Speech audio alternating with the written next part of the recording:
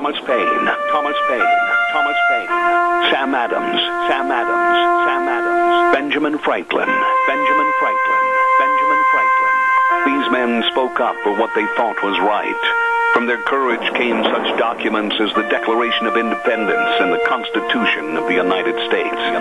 From their willingness to speak what was sometimes unpopular but right, we enjoy such liberties as freedom of speech, the right to keep and bear arms, and freedom of religion.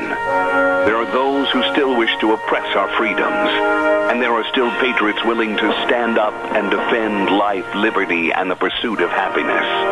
Men like Zeb Bell, who honor our founding fathers and what they stood for. It's now time for Zeb at the Ranch, speaking up and defending your freedoms. Brought to you by Magic Valley Les Schwab Tire Centers and all of the other great advertisers on the program. And now, Zeb Bell. My mother taught me all about stamina. Never weaken, don't quit. When she said these words, you'll sit there until all that liver and onions is gone. Oh, boy. Good morning, everybody. Here comes Kate Smith, and God bless America, followed by a patriot with our Pledge of Allegiance. Morning on a Wednesday.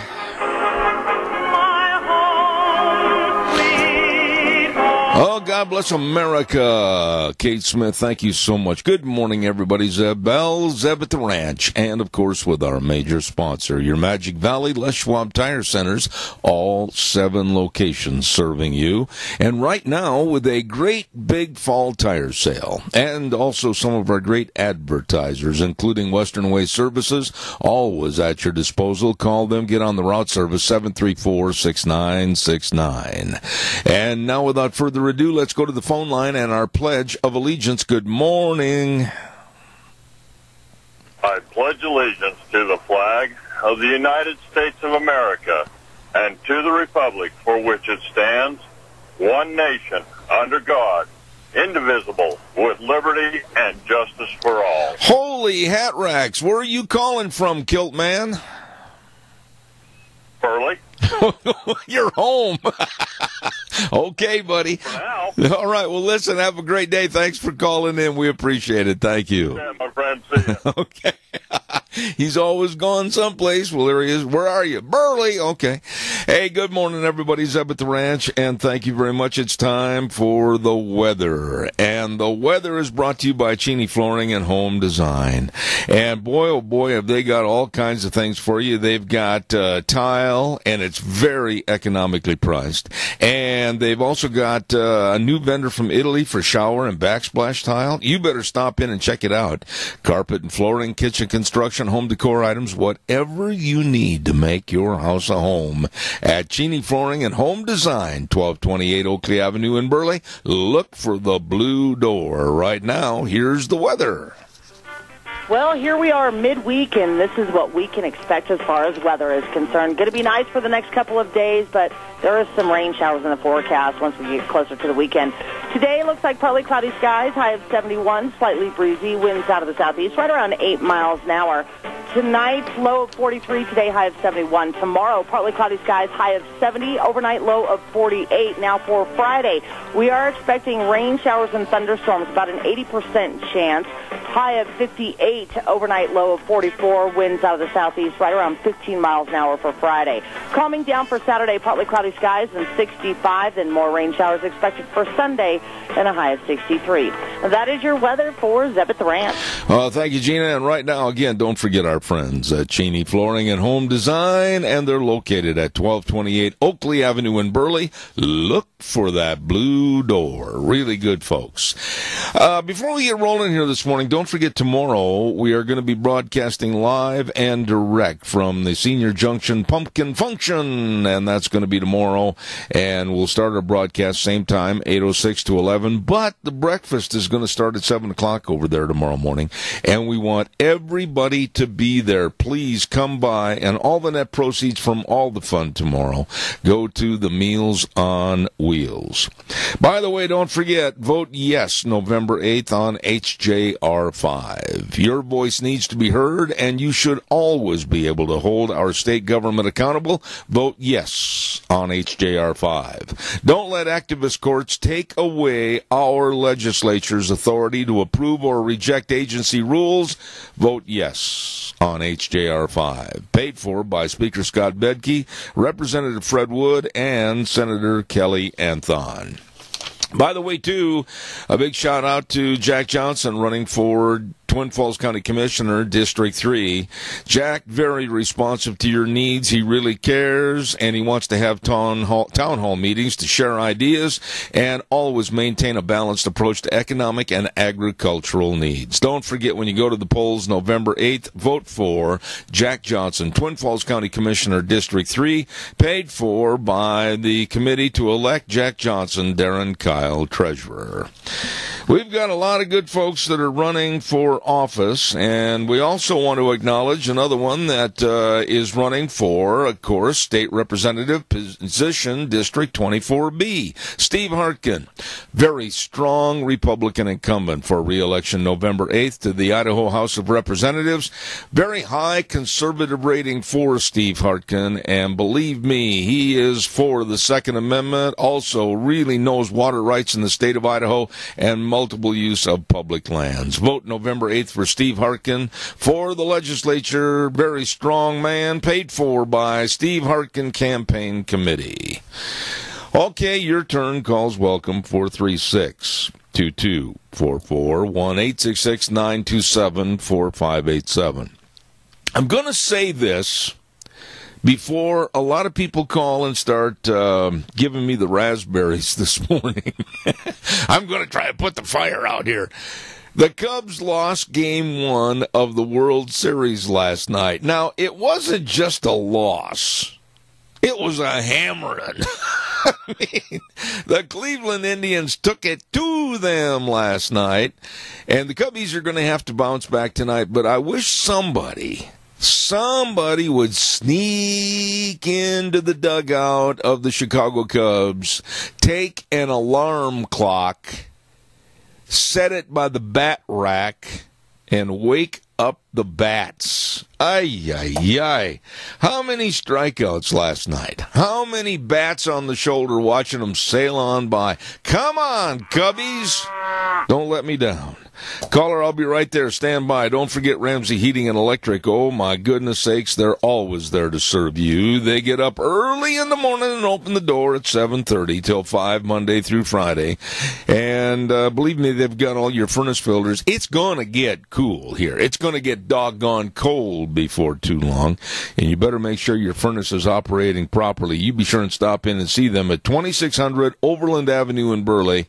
And like I said, the number to call if you want to have everything waiting for you on the counter, 678-0459. Ramsey Heating and Electric, where they provide warm winters and cool summers. I'll be right there. Caller, stand by. Denny's Restaurant, America's Diner. They're located at 611 Overland and Burley. Have you tried those pumpkin cream pancakes? Oh, man, knock your boots off delicious. Two brand new fluffy pumpkin pancakes. Easy to say, Zeb. It's right there on the paper. Layered and topped with pumpkin cream, with eggs and hash browns, and choice of bacon or sausage links. Oh, it's great. You're going to love the meals. You're going to love the people at Denny's Restaurant, 611 Overland and Burley, the home of Zeb's Lunch Bunch. Stop in today.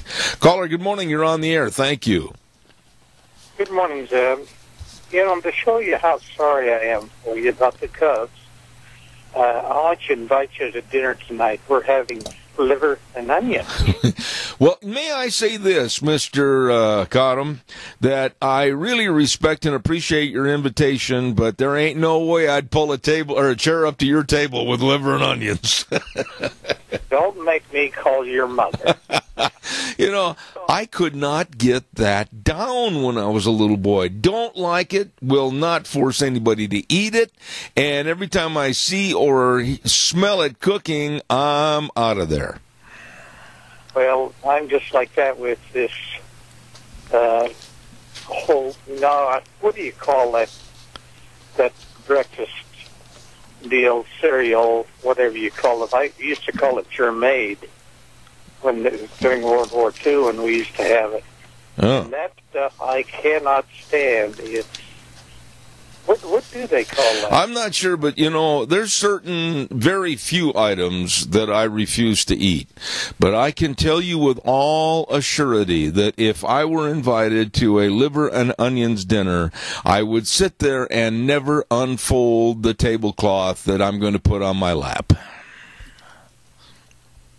So what you're saying is if people come by your house and leave the liver and onions on your doorstep, you're going to get scared, right? No, I'm going to leave it out there for the stray dogs. Oh, well. Dale, that was interesting if you'd bring that up, because I think we all have something that we totally despise, and there is no reason. We just don't like it, right? Well, and quickly, and then I got to get back to work here, but my mom, God bless her, my dad would always have this urge at least 3-4 times a month to have liver and onions along with squash.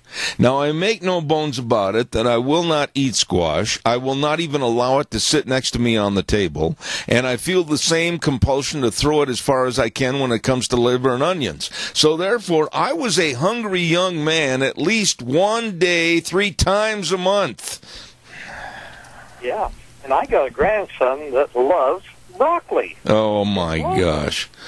Eat it whole or without being cooked or raw, and he just loves it. We don't know. We all have different tastes. And anyway, but I just want to mention about Barack Obama. He is a big liar. There's no other way to say it. Well, I've noticed these other news people had to kick around that and call it misspoken and all this kind of stuff. It's a barefaced lie. Yeah, if it quacks like a duck and walks like a duck and flies like a duck, it must be a duck. And Barack Obama is showing through the emails and also the past videos of his absolute lying with a straight face to the camera, to the American people. A man that I said long ago in 2008 before he was elected, it's absolutely going to be a heinous administration and a lying one. And he's proved that point. Keith, I got to get some commercials in here, buddy. Thank you so much. Have a wonderful day, and liver and onions for dinner. Not a chance, buddy. Thank you very much. Ooh, I never could get it down. My dad would sit there and, you eat that liver. I know I won't. I can't. I can't swallow that stuff. Ugh. And squash?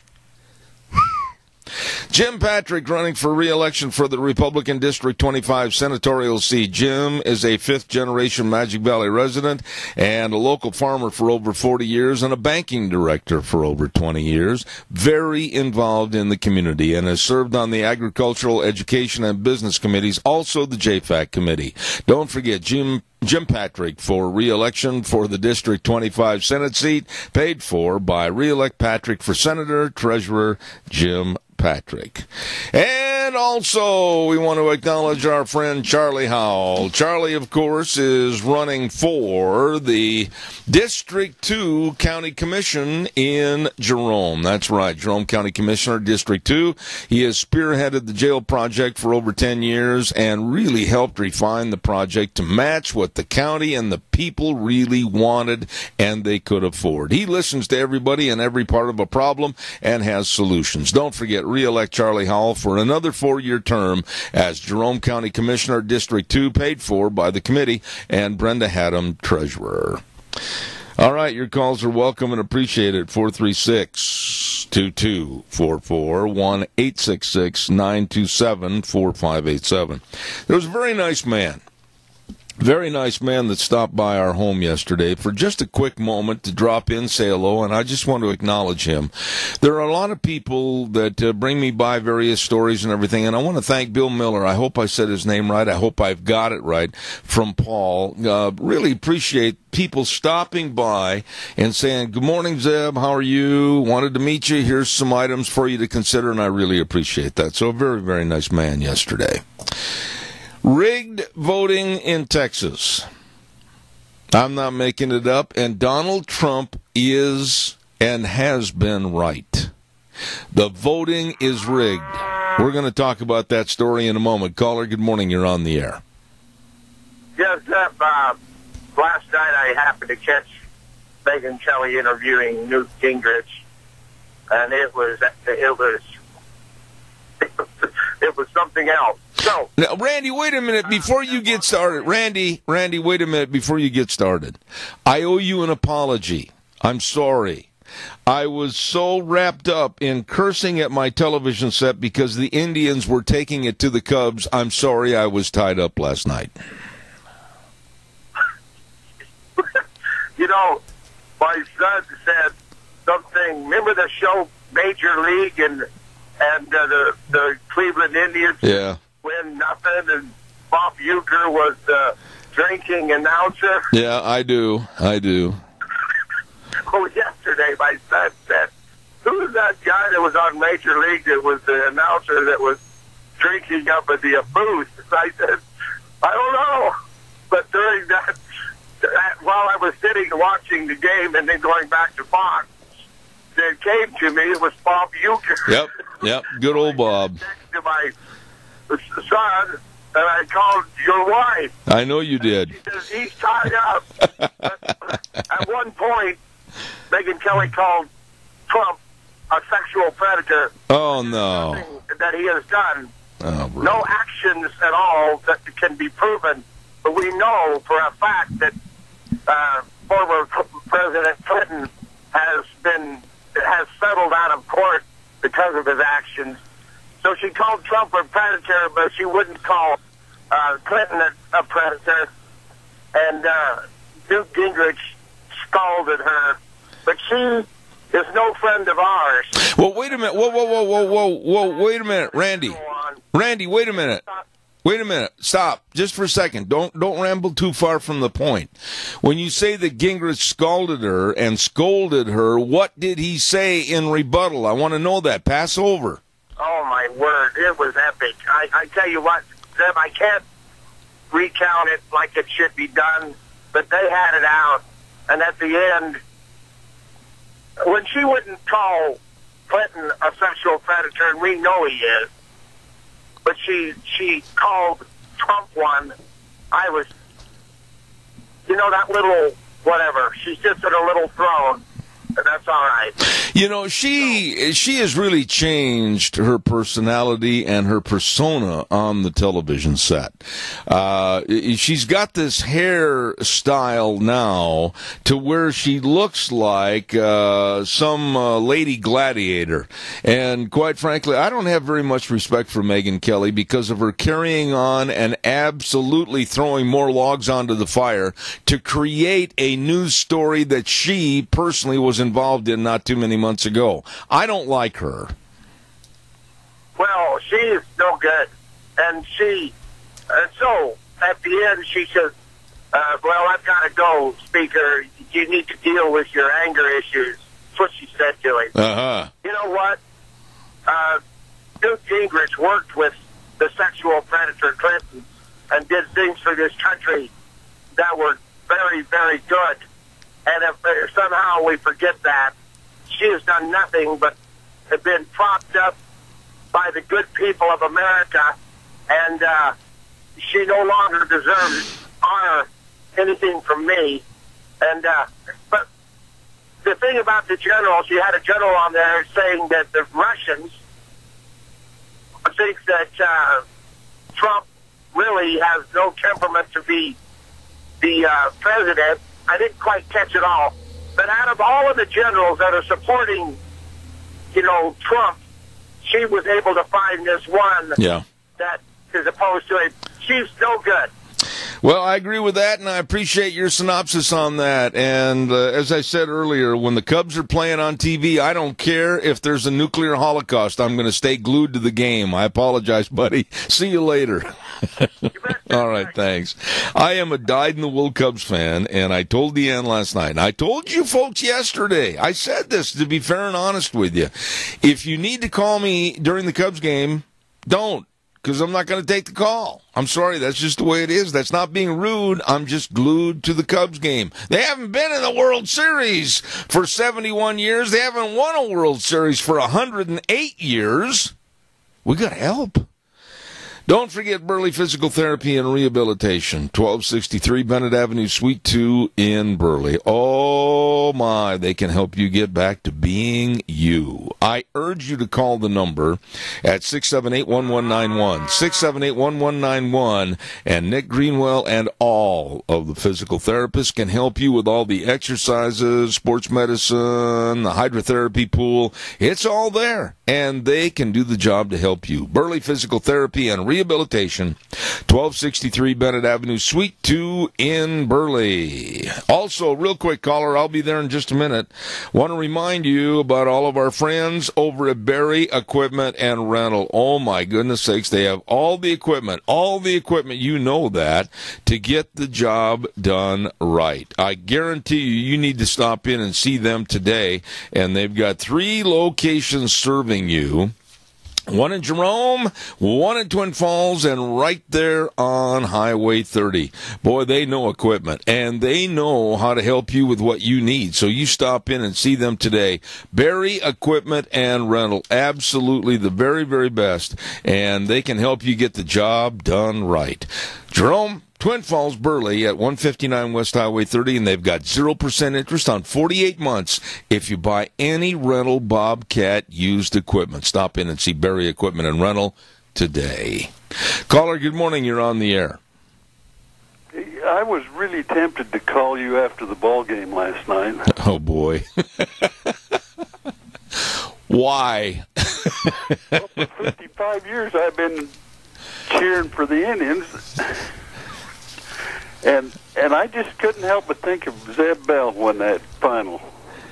Well, you know, let me tell you something, my dear friend, former Representative Bert Stevenson. You see, I don't believe that American League Baseball is really baseball. It's a cheapened, milked-down kind of baseball because they've gone against the rules and they have employed the designated hitter. And the rule book says 9 players, but actually they're using 10, and that's why any American League team I am adamantly against. Well, sorry about that. That's kind of the way it is. Okay. But you know what? You whooped me, and I got to take it. But tonight's a different story. Yeah, and they're going to start an hour early so that we don't get rained out. Yeah, that's true, too. What's going on, Bert? Zeb, I just couldn't resist an opportunity to needle you just a little bit. I don't get that very often. And You loved it. Yeah, and I loved it, and I'll tell you what, I will call you the final game, and I'll figure out where you'd like me to send the sympathy card. Okay, I'll do that, but while I got you on the phone, please, Bert, tell me, this election, a lot of the people at CNN and ABC, NBC, CBS, they've written it off, and their anchors of their newscasts get on and basically say it's a slam dunk, it's all over in favor of Hillary. I don't think so. Bert, I'm on the phone every single day with people in Washington, D.C., and also New York City, the various think tanks. And boy, they said this thing is actually closing. They said the popular vote absolutely is leaning way over towards Donald Trump. And they said, no, Florida's looking like it's going to go the way of Trump. Pennsylvania may also go the way of Trump. So where in the world do the liberals come up with this idea that it's a slam dunk and it's all over? Well, Zeb, I think what they're trying to do is discourage people from going to vote. I agree. And you know that Hillary's got way more people out on the ground signing up people to vote and things like that. And I think the news media is trying to discourage the Republicans. Well, we've lost, so there's no point in going to vote. And I hope people don't fall for that. I had an email this morning, Zeb, that talked about the millennials and people that are using the new, what you and I would call the new media, and how that the people on that and the hits on that is way in favor for Trump over Hillary. You know, and then we hear stories like what happened in Texas with the early voting, Bert, to where people were complaining to the voting officials at the various precincts that when they wanted to vote a straight Republican ticket, guess whose name came up on top of the straight Republican ticket? Hillary Clinton's. And they voted, and their votes, they wanted it nullified. Well, see, and Trump's been getting a lot of bad press from the mainstream media about that the thing's rigged. I can tell you that if we knew how many of those there were around the nation, and I was listening to an article, reading an article yesterday about it's happening in those precincts that are going to be really critical for Hillary to win. Yeah. Absolutely. You know, I really do appreciate your call, and I do appreciate the fact that you had an great opportunity to minimize my choice of supporting and saluting the Cubs in favor of your lowly Cleveland Indians. But we shall see. As I last remember, it is a 7-game series, so there's still a lot of time. Well, yeah, I think we'll go 4 games. You won't let it rest, will you? When was the last time I had an opportunity to needle you a little bit? Well, I know I don't give you a lot of opportunity, but I will say that in regards to your opportunity for this morning, it's very short-lived because I'm going to have to say goodbye and do a commercial. Thanks, Zeb. You have a good day. All right. God bless you. Representative Bert Stevenson, one of my dearest friends. He and his wife, Elaine, I have absolutely the utmost respect for, even though he is a Cleveland Indian fan, and I am not. Calls welcome, 436-2244, 1-866-927-4587. I'll be right with the next caller. Stand by. Don't forget Mount Harrison Audiology and Hearing Aids. And boy, oh boy, right now as we're looking right around the corner, they're peeking around the corner, there's the holidays, Thanksgiving, Christmas, New Year's, everything. You don't want to miss hearing anything, all the great Christmas music and everything. I love Christmas music. And so therefore, if you're having a hearing problem, get a hold of Dr. Christine Pickup today at Mount Harrison Audiology and Hearing Aids. Get a hearing screening, and she can help. 312-0957. 312-0957. Mount Harrison Audiology and Hearing Aids. Stand by, caller. I'm not quitting on you. Hold on.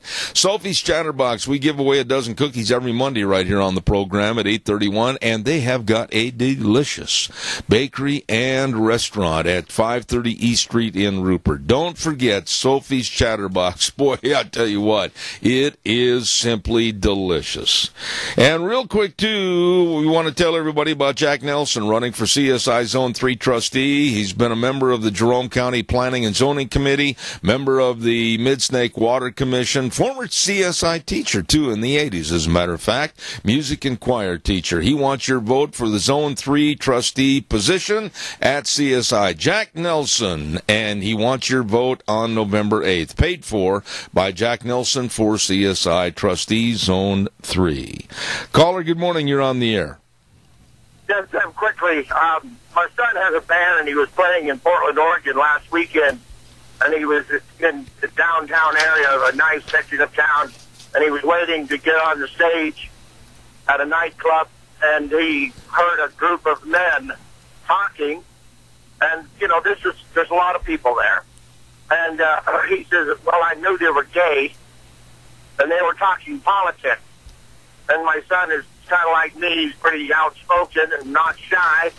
And he went over to him and he says, well, who are you voting for? Well, we're not voting for Hillary. We hate her. This is Portland, Oregon, and a group of gay men who hated Hillary. Now, I don't know what it means, but it's an interesting thing to think about. Absolutely.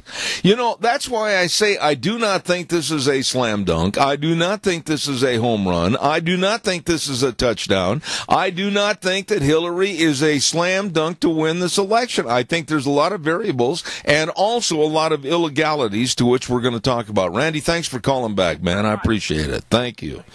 Don't forget, calls are welcome, 436-2244, 1-866-927-4587. I want to talk to you about Obamacare. You know, Obama was going to use Obamacare as his figurehead for his legacy. He should be absolutely embarrassed and run in the closet and lock the door. What a travesty. What a disaster to the American public. I'll talk more about that in a minute. Caller, I'll be right there, I promise. Don't forget Roger Morley, Jerome County Commissioner, District 3. He has served Jerome County Commissioners as 2 terms. He wants another term, and he wants your vote on November 8th. He is also a Jerome County Planning and Zoning Commissioner, and he has the experience needed to make a great county commissioner for another term. Roger Morley, Jerome County Commissioner, District 3, paid for by Morley for Commissioner, Lorraine Morley, Treasurer. And then also, real quick, caller, don't go away. I want to remind everybody about Ramsey Heating and Electric, and they're offering qualified rebates on Lennox home comfort systems. Gas furnaces, air conditioners, heat pumps. You and your family will enjoy the comfort. Call them at 678-0459 and learn how Ramsey Heating and Electric and Lennox can save you money. Caller, good morning. You're on the air. Good morning, sir. How art thou? Oh, that was great. Beautiful morning, gorgeous sunrise this morning. I'm in a bad mood this morning, and then my dear friend Bert Stevenson exacerbated that bad mood by reminding me the Cubs got their butts kicked last night. Well, they did. I know. 3 runners on and no out. I know, and the bats laid there like dead trees and didn't do anything. That they did. It wasn't their night, unfortunately. I guess. Yeah. Well, they got one more chance tonight. So. Okay, what can I do for you? Well, I was talking to a friend the other day, and I do have one of those. Okay. You. And he mentioned something that sparked my mind going thinking. Hillary Clinton, when she was Secretary of State, traveled all over the world. Yeah. I mean, she's the most traveled Secretary of State in history. Yeah. Well, she had to get out of Dodge. Yeah. But all those donations to the Clinton Foundation coming from all these foreign governments, he thinks that is prepayment for, pay to play or however you want to put it. Yeah. Pro quo. So, and he says they're going to do everything possible to get her in because these governments didn't want to invest and not get anything in return. Oh, I'll tell you something, Doug. I think that whomever you were talking to has hit on a major problem. I think the biggest problem with this election, it's the old adage, money talks and you know what walks. And I guarantee you there have been commitments. I will stand behind this on the radio right now this morning and add it to my list of against Hillary items. I will guarantee you that there's been a lot of pay to future play in this deal with the Clinton Foundation. It's going to come back and the American public is going to be just slack-jawed when their jaw hits their chest over finding out what really kind of a criminal she is. Exactly. And you think she was corrupt when she was Secretary of State. Just imagine what she's going to do when she's president, how it's going to be. America will be for sale to the highest bidder. I couldn't agree more. Well, I think it's already in the process, and there have been many handshakes, or in their case, money exchanging hands already. I don't think it's going to be a new innovation. It's just going to be an outcropping of what's already been done, and the American public is so gullible right now. I think that when this happens and there's a rude awakening, I think this whole country, over 300 million people, are going to look to the east at Washington, D.C., and they're going to say, how dare we put her in as president? That's what I can't understand. I can't understand how a person with 2 brain cells or more can even consider voting for someone like her. They said, well, Trump's said mean things and he's had lawsuits and stuff. Oh, brother. Well, I'm in small business. I've had to sue people to get things, to get my money that they didn't pay. Yep. And I'm sure Trump, he's in a lot bigger business, so his numbers are going to be a lot higher. Here's something to consider, and then I've got to do a commercial break, and I got another call.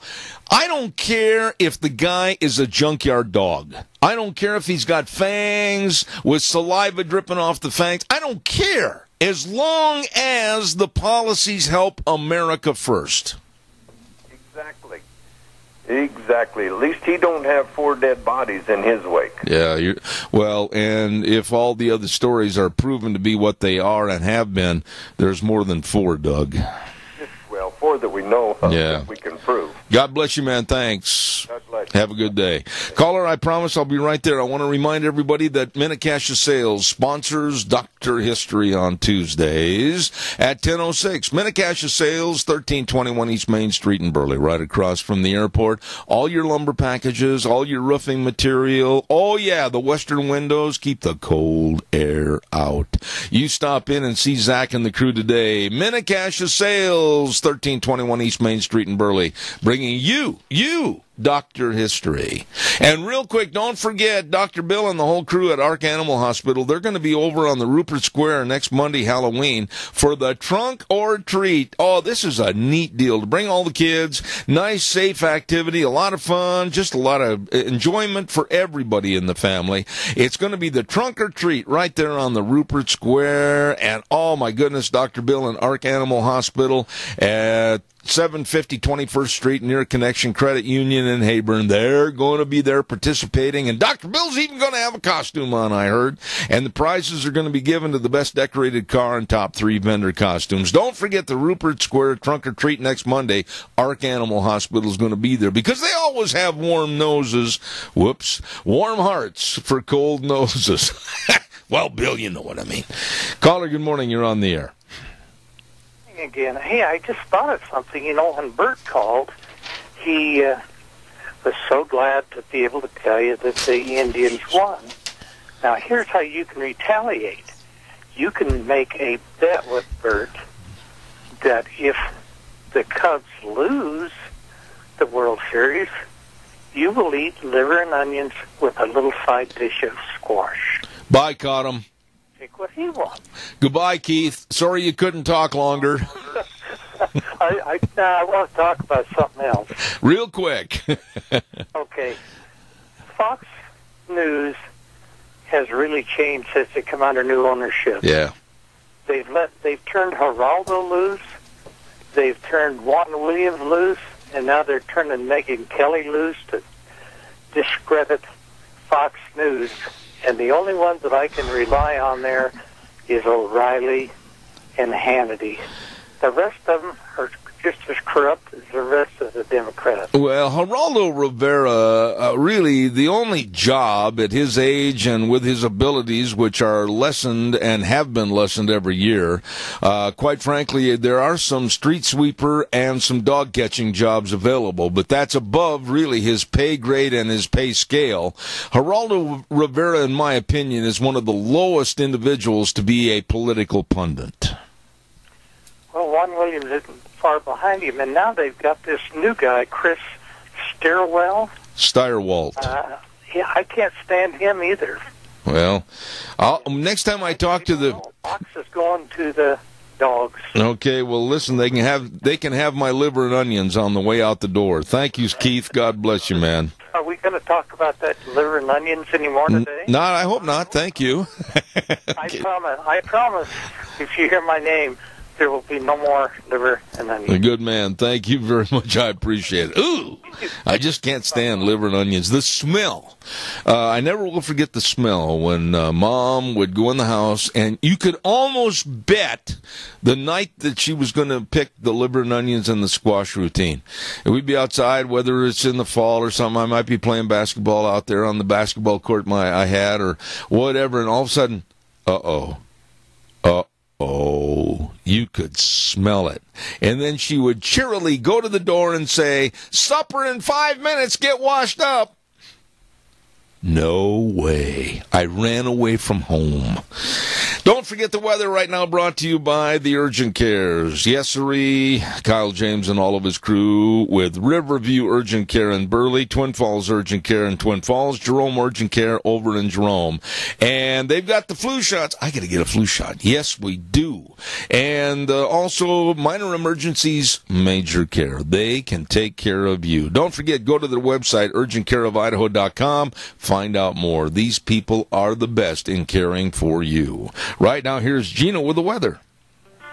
Well, here we are midweek, and this is what we can expect as far as weather is concerned. Going to be nice for the next couple of days, but there are some rain showers in the forecast once we get closer to the weekend. Today looks like partly cloudy skies, high of 71, slightly breezy, winds out of the southeast, right around 8 miles an hour. Tonight, low of 43, today high of 71. Tomorrow, partly cloudy skies, high of 70, overnight low of 48. Now for Friday, we are expecting rain showers and thunderstorms, about an 80% chance. High of 58, overnight low of 44, winds out of the southeast, right around 15 miles an hour for Friday.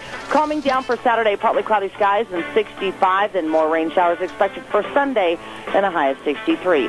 That is your weather for Zeb at the Ranch. Thank you, Gina. Minor emergencies, major care. No appointments necessary, quicker and less expensive at the Urgent Cares. Riverview Urgent Care Burley, Twin Falls Urgent Care, Twin Falls, and Jerome Urgent Care in Jerome. Thank you very, very much. By the way, don't forget, too, that I want to remind you on Thursday, Denny's Restaurant sponsors our football trivia question. That's tomorrow at 9:12, and we'll be over at the Senior Junction Pumpkin Function, but we're still going to have the contest. You might win an original Grand Slam breakfast from Denny's if you answer the question correctly. All right, calls are welcome, 436-2244, 1-866-927-4587. People are just absolutely getting hammered by Obamacare. In certain states like Arizona, and I was listening to this last night, and my heart goes out to these folks, anybody. We personally have absolutely had to withstand a huge and enormous healthcare rise in our premiums. I mean, wow. It just hit me right between the big hazel eyes and left a lump. But in certain states like Arizona, Obamacare costs are, listening to this, hold on to the armchair, 116%. 116% they're going up in Arizona. Tennessee, 53%. And the deductibles are going so high, people cannot afford to pay this. And what made me so mad last night, sitting there watching the news on this ridiculous, I've hated Obamacare from the beginning. You folks know that every one of my programs since they started the inception in this goofy, absolutely lame healthcare insurance called Obamacare, I fought it from the get-go. I've had all these people on my program denigrating Obamacare, and they've all said the premiums and the deductibles and the coverage would go down, doctors would quit. People laughed at us, but it's all coming true. It's all coming true. And old Slippery Sam Obama was doing a little bit of his speech like he always does. Well, it's not my fault. Oh, no, it's not my fault. Well, something happened here, and I had nothing to do with it. It's not Obama's fault. No, it's not my fault, he said. Yes, it is. I point my finger right at that man and his insidious motives, and wanting that healthcare system, if you want to call it healthcare, to be the breaking point of getting everybody on a single payer system. I do not trust Obama as far as I could throw two Volkswagens at the same time. I've said that from the get-go. And in the state of Illinois, their premiums have doubled for the 2017 plans. We are seeing so many states and so many people severely hurt economically and financially because of Obamacare, and the coverage absolutely going down through the bottom of the floor. I just don't know why the American people would even think for 1, 2, 3, 4, 5 seconds to put Hillary Clinton in as president and let her exacerbate this problem further on the same plane of devastation. I'm talking about Obamacare in her administration. Why? And how can the American public be that stupid? Hold on, caller. I'll be right with you. I'm really teed off about Obamacare. I want to remind everybody again about our friends at Ramsey Heating and Electric offering rebates on qualified Lennox home comfort systems. All you have to do is call and ask questions at 678-0459 and learn how Ramsey Heating and Electric and Lennox can save you money. Go ahead, caller. You're on the air. Yes, good morning, Zeb. Yes, sir. All these increases in the Obamacare and the in California, where the cities or I guess Governor Brown wants to return the $15,000 bonuses that the GIs got. I think the bottom line on all this is the country's going broke and have to get the money somewhere to uphold the welfare situation we've got in this country. Well, wait a minute. You know, what's your definition of welfare? Tony, tell me quickly a short definition of what you think welfare is or what it should be. Well, welfare should be a temporary situation where people are in hot water, they can't pay their bills, get a temporary loan from the government until they go out and find where they can support themselves. Welfare wasn't put in system to make a career out of it. Absolutely. And quite frankly, we have developed a society that is leeching off of other taxpayers, off of other people, so that they can get their coverage for absolutely free. And that's not only with health care, it's going into other circumstances in our life. We have a system today where people don't have to work, they realize they don't have to put forth an effort, and many people that are getting welfare are quite capable of getting their dead butt off the couch and going to work and being a sustaining member of our society. What do you think is going to break our society when the millions of more of these people are pouring into this country thanks to Obama? Well, yeah. I mean, we're creating just an endless chain of people at the food trough. And that food trough also includes, of course, the health care and everything else. We've got to stop. We've got to look. We've got to regulate. We've got to legislate. And we've got to start diminishing the numbers that are on the rolls of getting welfare and find out really who needs a helping hand and who needs a good, swift kick in the butt away from it. Well, the big problem is getting these people uprooted out of our countries and send them back to where they came from. I agree. Boy, you really got me upset this morning, old partner. Thank you. You're welcome. That's my plan. All right. God bless you, Tony. Thank you. I appreciate it. Thanks. I tell you what, you start talking about welfare and all the gimme, I want programs. Caller, I'll be right there. Hang on. Don't forget the big fall tire sale going on at your Magic Valley Les Schwab Tire Centers. Oh, my. They've got the best in tires for your car, your pickups, your SUVs. Right now, they've got on sale that best passenger car tire, the Ultra Z900. All-season tread, 65 to 80,000-mile warranty, depending upon your driving conditions. Oh, my goodness. What a great tire. Stop in and see them today. The best in brake service and front-end alignments and shocks and struts and batteries. Boy, you can have your battery tested, and you better make sure it's a good one. If it's not, they've got the best right there for you. All 7 locations, Lane and Rupert, Dave on Blue Lakes and Twin, Mike and Buell, Mike and Jerome, Twist family and Paul, Daniel on Poline in Twin Falls, and Randy on Overland and Burley, your Magic Valley Les Schwab Tire Centers. Caller, I got exactly 45 seconds. Go. Yes, you know this thing of penalizing our soldiers when they promise them something and then going back and taking the money back just burns my bacon. We can give our enemies plane loads of money, small bills, plus add additional huge amounts to that to turn around and bomb us with. Why in the heck can't we take care of our own people? I agree, Jerry. I've got it. Jerry. It's going to destroy us. I agree. I got to run to the news, Jerry. Thank you very much. That makes no sense. Jerry, I got to run to the news. Stop. Jerry, I've got to get this word in for Senator Mike Crapo and then the news. I appreciate your call, buddy, but I'm out of time. Thank you. And we'll be back in about 7 minutes. Thank you very much.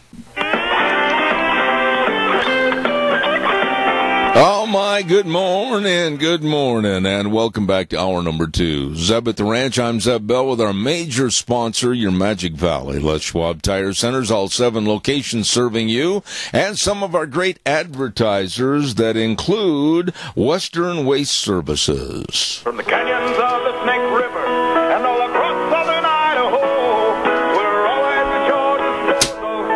Western Waste Services, we care about our community, our resources, and this great land. Western Waste Services is lending a hand, always at your disposal. Western Waste Services. These people really are the best at taking care of you, whether you need to get on the route service to get your garbage picked up once a week, or whether you need dumpsters to maybe clean out the basement or my office, whatever, or maybe the porta potties at the end of the field for the harvest. They can help you on everything. Western Waste Services, always at your disposal. Call them today at 734-6969, Western Waste Services.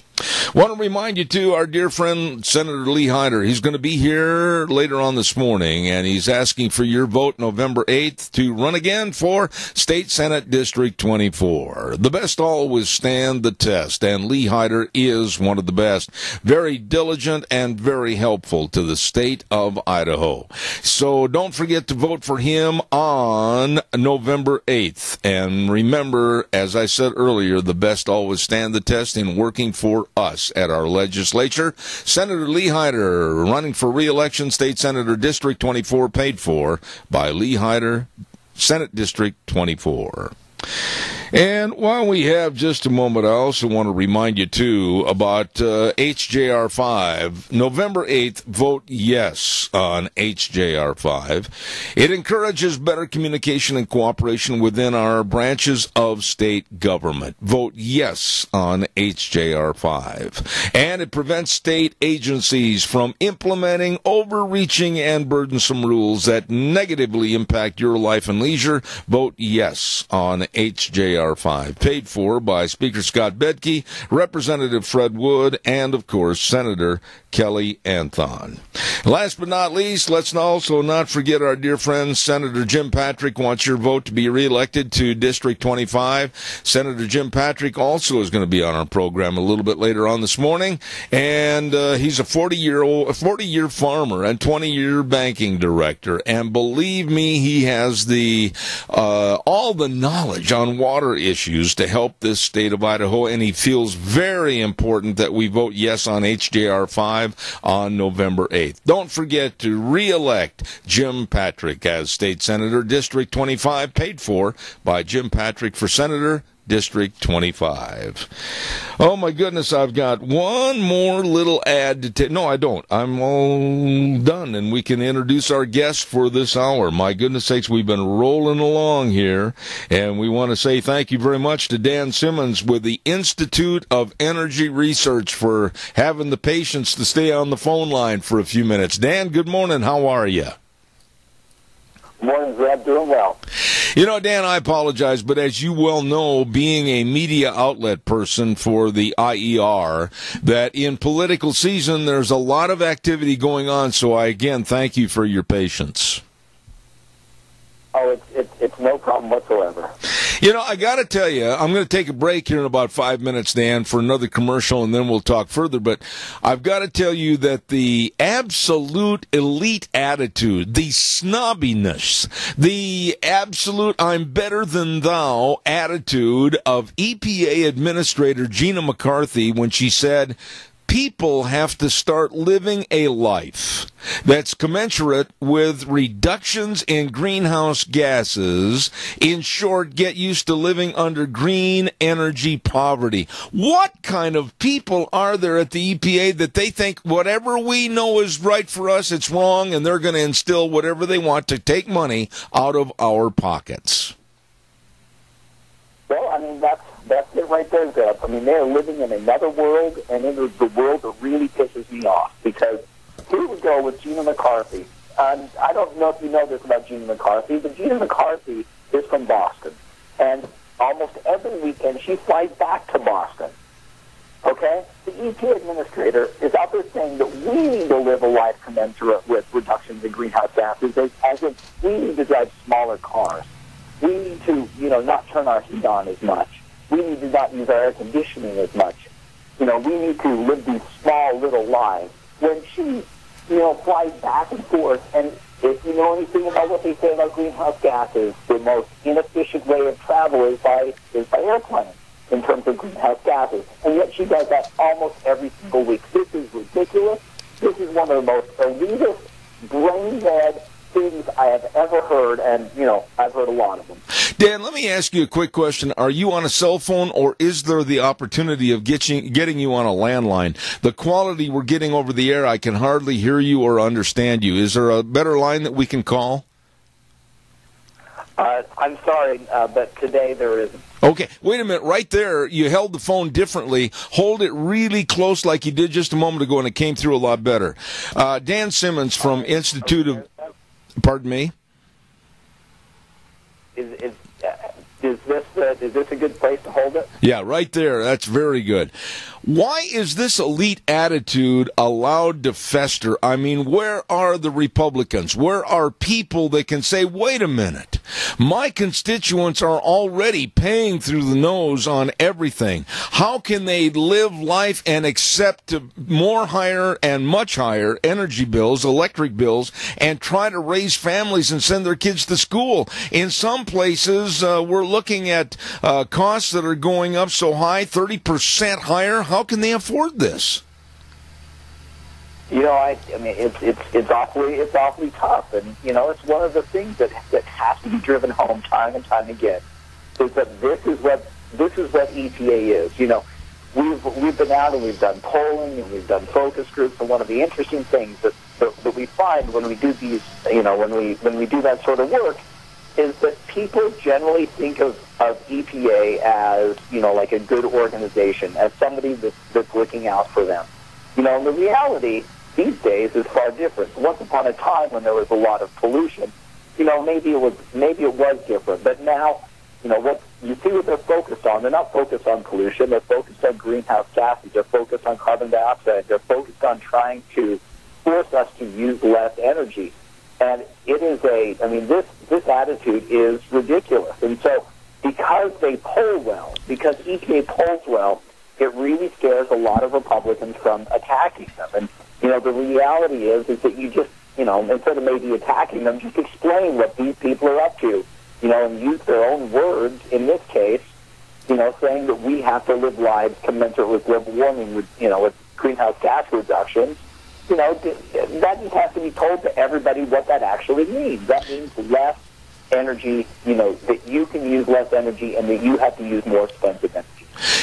Dan, you're the expert on this, and I really defer to your knowledge about what's going on around the world and how it absolutely has an impact here in the United States. But Germany, for instance, they have tried this green energy ridiculousness, and they are also opening up new coal plants because they found out that the German people couldn't afford energy or electricity with just green energy being the main source.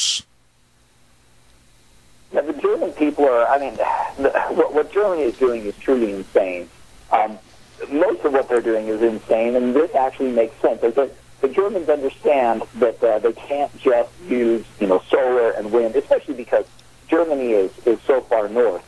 They understand that, and so they're building new coal-fired power plants It is a crazy world, and they have to build them, or otherwise their electric grid won't even function.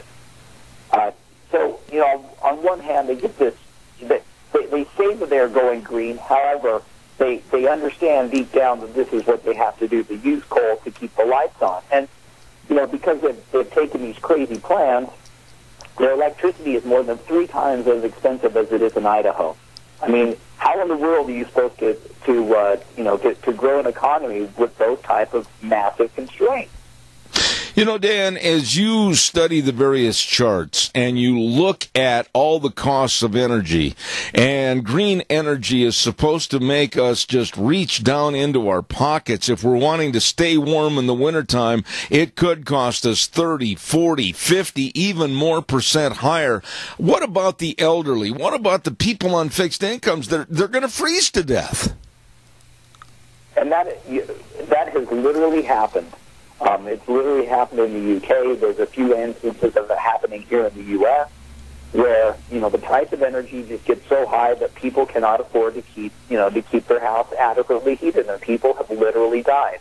And somewhere like in England where, it doesn't get super cold, but then again the price of electricity is essentially double what it is here. That's really hard for people to keep the lights on, and we're going to be seeing that more and more. And what's even what may be even worse than that is that what these people want to do is deny people in the third world, deny people in the developing world the access to reliable energy. There are people. There's more than 100 million people in India that don't have access to electricity. Period. And yet, if you listen to Gina McCarthy, it doesn't look like these people should ever have access to electricity. I think that is just utterly and completely wrong. We are killing people, in the developed world because they can't afford energy, and then we're keeping energy from people in the third world, but, we're keeping access to energy from them. That is just wrong. I'm going to ask you to please be patient with me for 1 minute, 60 seconds. Dan, if you would, I've got to get this commercial break in. I'll be right back with Dan Simmons with the IER. Stand by. Hanson Mortuary, 710 6th Street in Rupert, always there to serve you and your family. Joel Heward, his family, and his staff can travel to the rural towns and churches, and they can help you with all the arrangements when there's the passing of a loved one. And don't forget, always upholding the highest ethical standards with unquestioned integrity. Please write the number down and please call them for their assistance. 436-5636. That number again, 436-5636. Hanson Mortuary, 710 6th Street in Rupert. Also, there's going to be a big farm sale this weekend on Saturday. Rogge Auctions, of course, going to be putting this on. Ron Rogge, Cade Rogge, Jed South. It's going to be the Leon Hubsmith Farm Sale, 156 South, 550 East of Dietrich. And the gavel comes down at 11 o'clock in the morning this Saturday. Tractors, farm implements, shop equipment, horse trailers, horse walkers, all of this and more. Good sale. Leon Hubsmith Farm Sale, and put on by Rogge Auctions. Once again, the number to call for information, 431-6187 or 431-0074. We're on the air with a dear friend, Dan Simmons, with the Institute for Energy Research. Dan, doesn't it sound just totally ridiculous that the greenies, the enviros, and the liberal loons want us to spend exorbitant amounts of money on green energy, and at the same time they're telling us that we should accept colder temperatures in this country with a cooling of what they call is a warming climate? My goodness, this is insane. It is insane, and it makes you wonder what in the world that what their goals really are. I mean, that's one of the things that truly scares me is that you have these people that are advocating that we pay so much money for our electricity, and for what? To have electricity that is less and less reliable and is more and more expensive. I mean, you just look at what's going on in a place like California, where they're shutting down nuclear power plants, and they're using a lot more solar energy. And you know what? That just means that you have to use more and more, less efficient natural gas, not the most, like natural gas turbines, so that you actually have enough power when when the sun's going down and people are really using electricity in the late afternoon. I mean, you're getting a system that is less efficient than it would be otherwise, which means less efficient equals higher prices. I mean, there's no, it's just how it is. And you just wonder if these people, what their real goal is less economic efficiency. But what they want to do is to limit the ability of people to do work. Remember that the definition of energy is the ability to do work. That is what energy is. And these people are limiting our access to do work, which means we're limiting our economy, we're limiting our ability to make our lives better. And I just think that is just wrong. And it, for everything that it looks like these people are doing, that's really what their goal is. Dan, I, of course, live in a very high-tech agricultural society. When I say high-tech agricultural, all farmers today really have to be high-tech to make sure that they can raise the best of crops and with the most abundance. What in the world is going to happen to agriculture with these idiotic green energy means?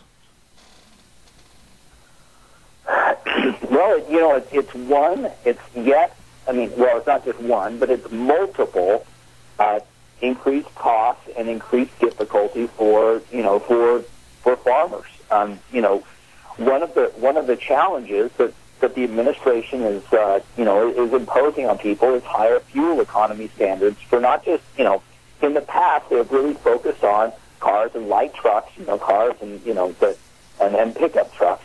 But now they're going after larger trucks, and they're going after off-road vehicles to make them more fuel efficient. Now, obviously, everyone understands that fuel efficiency is incredibly important. However, there's only so much you can do, and by driving up fuel efficiency, what that drives up is the cost of buying the equipment in the first place. And that's, plus you're also prioritizing fuel economy above everything else. And so, as a result, we are reducing our, we're limiting the ability of people on the ground, the farmers, the agricultural decision makers to make those decisions, and we're sending them to Washington, D.C. essentially. The bureaucrats are making decisions about how, equipment and these, larger vehicles are being designed, rather than people figuring out what works best for their particular situation. And that really pisses me off, because you know what? What you said is something that these guys, these jerks, these bureaucrats do not understand, and that is that people out there working in agriculture today are really smart people. Not every single one of them is necessarily a physicist, but you know what? You don't need to be. What you need to be is sit down there every single month, every single day, and figure out what works for you. And that makes you so much smarter than these bureaucrats sitting in Washington, D.C. that think they know for you, when they've never set foot on the ground, when they didn't have to make a budget, work out, when they didn't have to raise crops, when they didn't have to plant them, when they didn't have to harvest them, they didn't have to figure out where the money's coming from, because they just get in there, they ride the subway every day down to, downtown Washington, D.C. and punch their little numbers and think that it means something. It doesn't mean something until you actually have to make it work on the ground, and these people don't understand that. When you look at the overall picture, and I've got a couple of minutes left here, Dan, of a society to where they can't grow crops because agriculture is being stymied by a lack of energy, and all of a sudden there's no transportation, there is no growth in the cities, people are starving to death, they are freezing to death because they can't afford the energy to heat their homes, they can't drive to the grocery store because they don't have the petroleum products to start their engines in their vehicles to go get the food. They can't run to the doctor's office. They can't take care of someone in an emergency. What kind of a basic regressive society are these stupid politicians trying to promote? I'll tell you what, Zeb, a lot of these guys and a lot of these big environmental groups like the Sierra Club have considered pushing for zero population growth. But that's, they're talking about limiting the amount of people on the planet. And, there's no need to do that, especially in the United States of America, especially in the greatest country on earth, when we have such incredibly, such incredible means, and that we can make, we can easily make it all work. But, that's what these people really look like they're after, is limiting humans, limiting human potential. And it just, it's absolutely crazy. But the biggest problem is it just is this snobbery of looking down on the common man and thinking that, all of us out here are idiots, and that, that they're the smartest people on the planet while they, punch their little calculator sitting in Washington, D.C. I use these words with a lot of caution, but I honestly think, Dan, it's going to resort to this. I think that when people are told by EPA Administrator Gina McCarthy that the people, have to start living a life that is going to measure up to reductions in greenhouse gases. In other words, lower your standards, lower your thermometer, lower your lifestyle, lower whatever you're doing so that you can be in accord with the greenhouse gases. You're going to see this word. You're going to see a revolt, and I think it can come none too soon. I agree in it, and it needs to happen. It needs to happen all the time because, these people, they fly back and forth between, like, Gina McCarthy flies back and forth to Boston every weekend. One of her head advisors flies back and forth to Indianapolis almost every weekend from Washington, D.C. They think that, and at the same time, they actually say that airplane emissions are harmful, and yet they do it all the time. I mean, that they think the rest of us should have to suffer while they get to live the good life. That is just wrong, and the American people have to tell them every chance they get that it's just wrong, and it is that we're not going to stand for it. The thing is, how can we quickly, give me a short answer on this, I'm almost out of time, Dan, how can the American people en masse, even with all the controls the government has, Big Brother peeking over our shoulder and in dominant control, how can we change this? How can we tell them, no, we don't want this anymore? Well, we have to do it, raising our voice every time we can. We have to tell it at governments, at every level of government, that we have to hold our local officials accountable, and continually tell EPA, continually tell these busybodies, these know-nothing busybodies, to get out of my business. Yeah. I agree. I just absolutely really appreciate you coming on here to talk about this. With the absolute snobbiness and eliteness of, like, people, Gina McCarthy, it just sickens me. Dan Simmons with the Institute for Energy Research. God bless you, man. Come back soon. I'll look forward to it. Thanks. Have a great day. All right, sir. Thank you very, very much. That attitude by Gina McCarthy, people have to start living a life that's commensurate with reductions in greenhouse gases. You've got to change. You've got to go live in a cave someplace and burn buffalo duck. No! We need to throw these politicians not just out of office, but somewhere out in the Atlantic. Oh, it's so frustrating. Let's not forget our dear friend, Representative Scott Bedke, and he is also the Speaker of the House, and he urges you to vote November 8th. Scott is very concerned for Idaho and its growth and prosperity, and he's also very concerned about the future of the United States of America, and he urges you to vote November 8th and let your voice be heard, and vote yes for HJR 5. Be sure to bring your picture ID when you go to vote, paid for by Representative Scott Bedke of District 27, Position A. Thank you very much. Also, don't forget what's going on over at Lee's Furniture, Floors and More. My goodness sakes, they've got a great big sale going on where you can save a lot of money. You can get a king mattress for the price of a queen mattress for the price of a full. That's right, no money down, no interest, and up to 12 months on approved credit. Oh my, and all the bedroom furniture and the bedroom sets and the living room and dining room sets. Oh my goodness, they've got it all, and a fantastic, great big display of all the different recliners at Lee's Furniture, Floors and More, 459 Overland in Burley.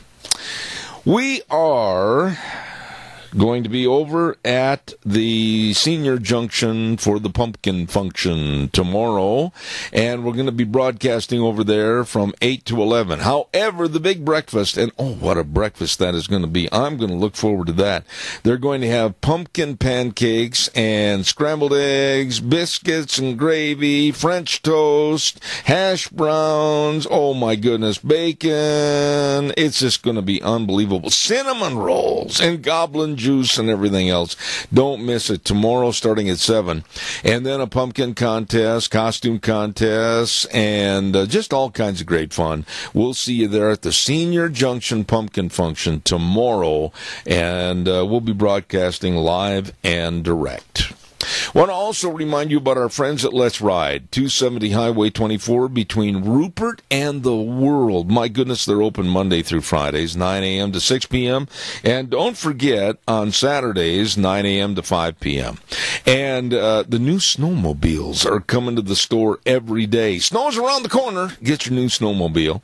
And don't forget, they've got a closeout on the 2016 four-wheelers and side-by-sides at prices you can't afford to pass up. Great accessory department, super service department at Let's Ride, 270 Highway 24 between Rupert and the World. We'll have our guest on the program momentarily. Stand by. I also want to remind you about our friends over at Cameron and Siemens Insurance, Highway 24 in Rupert. Life insurance, health insurance, retirement planning, employee benefits, and so much more. They are dedicated and responsive to your needs. All you have to do is call them and make an appointment at 436-4424. 436-4424. Cameron and Siemens Insurance, Highway 24 in Rupert. You be sure and call them today. Right now, let's go to the phone line. And we have a gentleman on the phone that has been with us many, many times in the past, and I'm looking forward to his conversation this morning. He writes for The Stream, and he's going to be talking about a subject that absolutely is very near and dear to my heart, and we're talking about abortions and trying to stop abortions. And I'll let him explain his article to you. Mr. Dustin Siggins, good morning, sir. Yeah. Excuse me, your timing was awful. I started to sneeze right as you came to me. I see that. Nothing like allergy season. I'll be on a radio show. Well, Dustin, I have the same problem on occasion, so don't be embarrassed, but I want you to talk a little bit about the vote anti-abortion and what's going on with this story that you wrote about in the Stream. Sure, yeah. So Created Equal is an Ohio-based group that last year commissioned a study in Canada that found that using graphic images of abortion victims had a measurable effect on swaying people to become generally more in favor of life.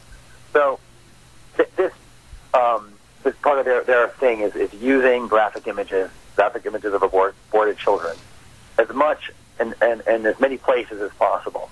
So what they did yesterday was fly a banner that showed a child over the stadium where the World Series, first game of the World Series was being held, and it was actually held. The banner went over before the game, but you'll probably have between 50 and 100,000 people, according to their estimates, who could have seen this banner flying over and could have been made more aware of the real issues there. Right. Now, when you say the graphicity of the situation with the pictures and everything, and some people are finding this horrendous and how dare they, but you know something, Dustin, I feel this way, and I want to get your opinion on a correlation between these two issues. I was really mad, and I mean mad, when various networks said, no, we're not going to show the two planes going into the Twin Towers in New York City because, it's too graphic. I said, no, it's not graphic enough. We need to play those almost every day so that people can see the horrendous actions of people that wanted to kill us as Americans and why we should be so proud of our country and why we're fighting back. Why is it that when you show something of graphic nature, all the liberal loons come crawling out of the woodwork? Well, it's not just liberal loons. It's also pro-life advocates. Some, not say, I don't think it's a majority, but certainly many pro-life advocates believe that it should be more limited use of graphic images because innocent children will see these images and women who have had abortions who regret them maybe, but still have scarring from see these images. They're certainly, they're jarring, they're shocking. I've had people who use them talk to me. I'm friends with many people who advocate for their use. They told me the point is to be shocking, but the point is also to create that conversation. Lauren Handy is a friend of mine. She founded Mercy Missions, located out of D.C. She's a sidewalk activist full-time. That's what she does. That's her job in front of abortion centers. And she told me that, yes, she's gotten a gun pulled on her. She's gotten harassed by cops. She's gotten rocks thrown at her. But she's also had women say, let's talk about this. I see your image. Let's talk about this. And chooses not to have an abortion, or feel like they've recovered more from having an abortion. Well, why is it, Dustin, that the left, what do they think this is? Some kind of a Dick Van Dyke comedy show? Do they think it's something like a Looney Tunes cartoon on Saturday morning? Why do they try to shield or hide or cover how serious this really is? This is what it boils down to. People on the left can't argue the science, right? The science shows this is an unborn child. All right, we know that. We knew that before we even had the science about possible heartbeat at 16 days, because we saw mothers' bellies growing. Women need more nutrients and other resources because they have a child. One.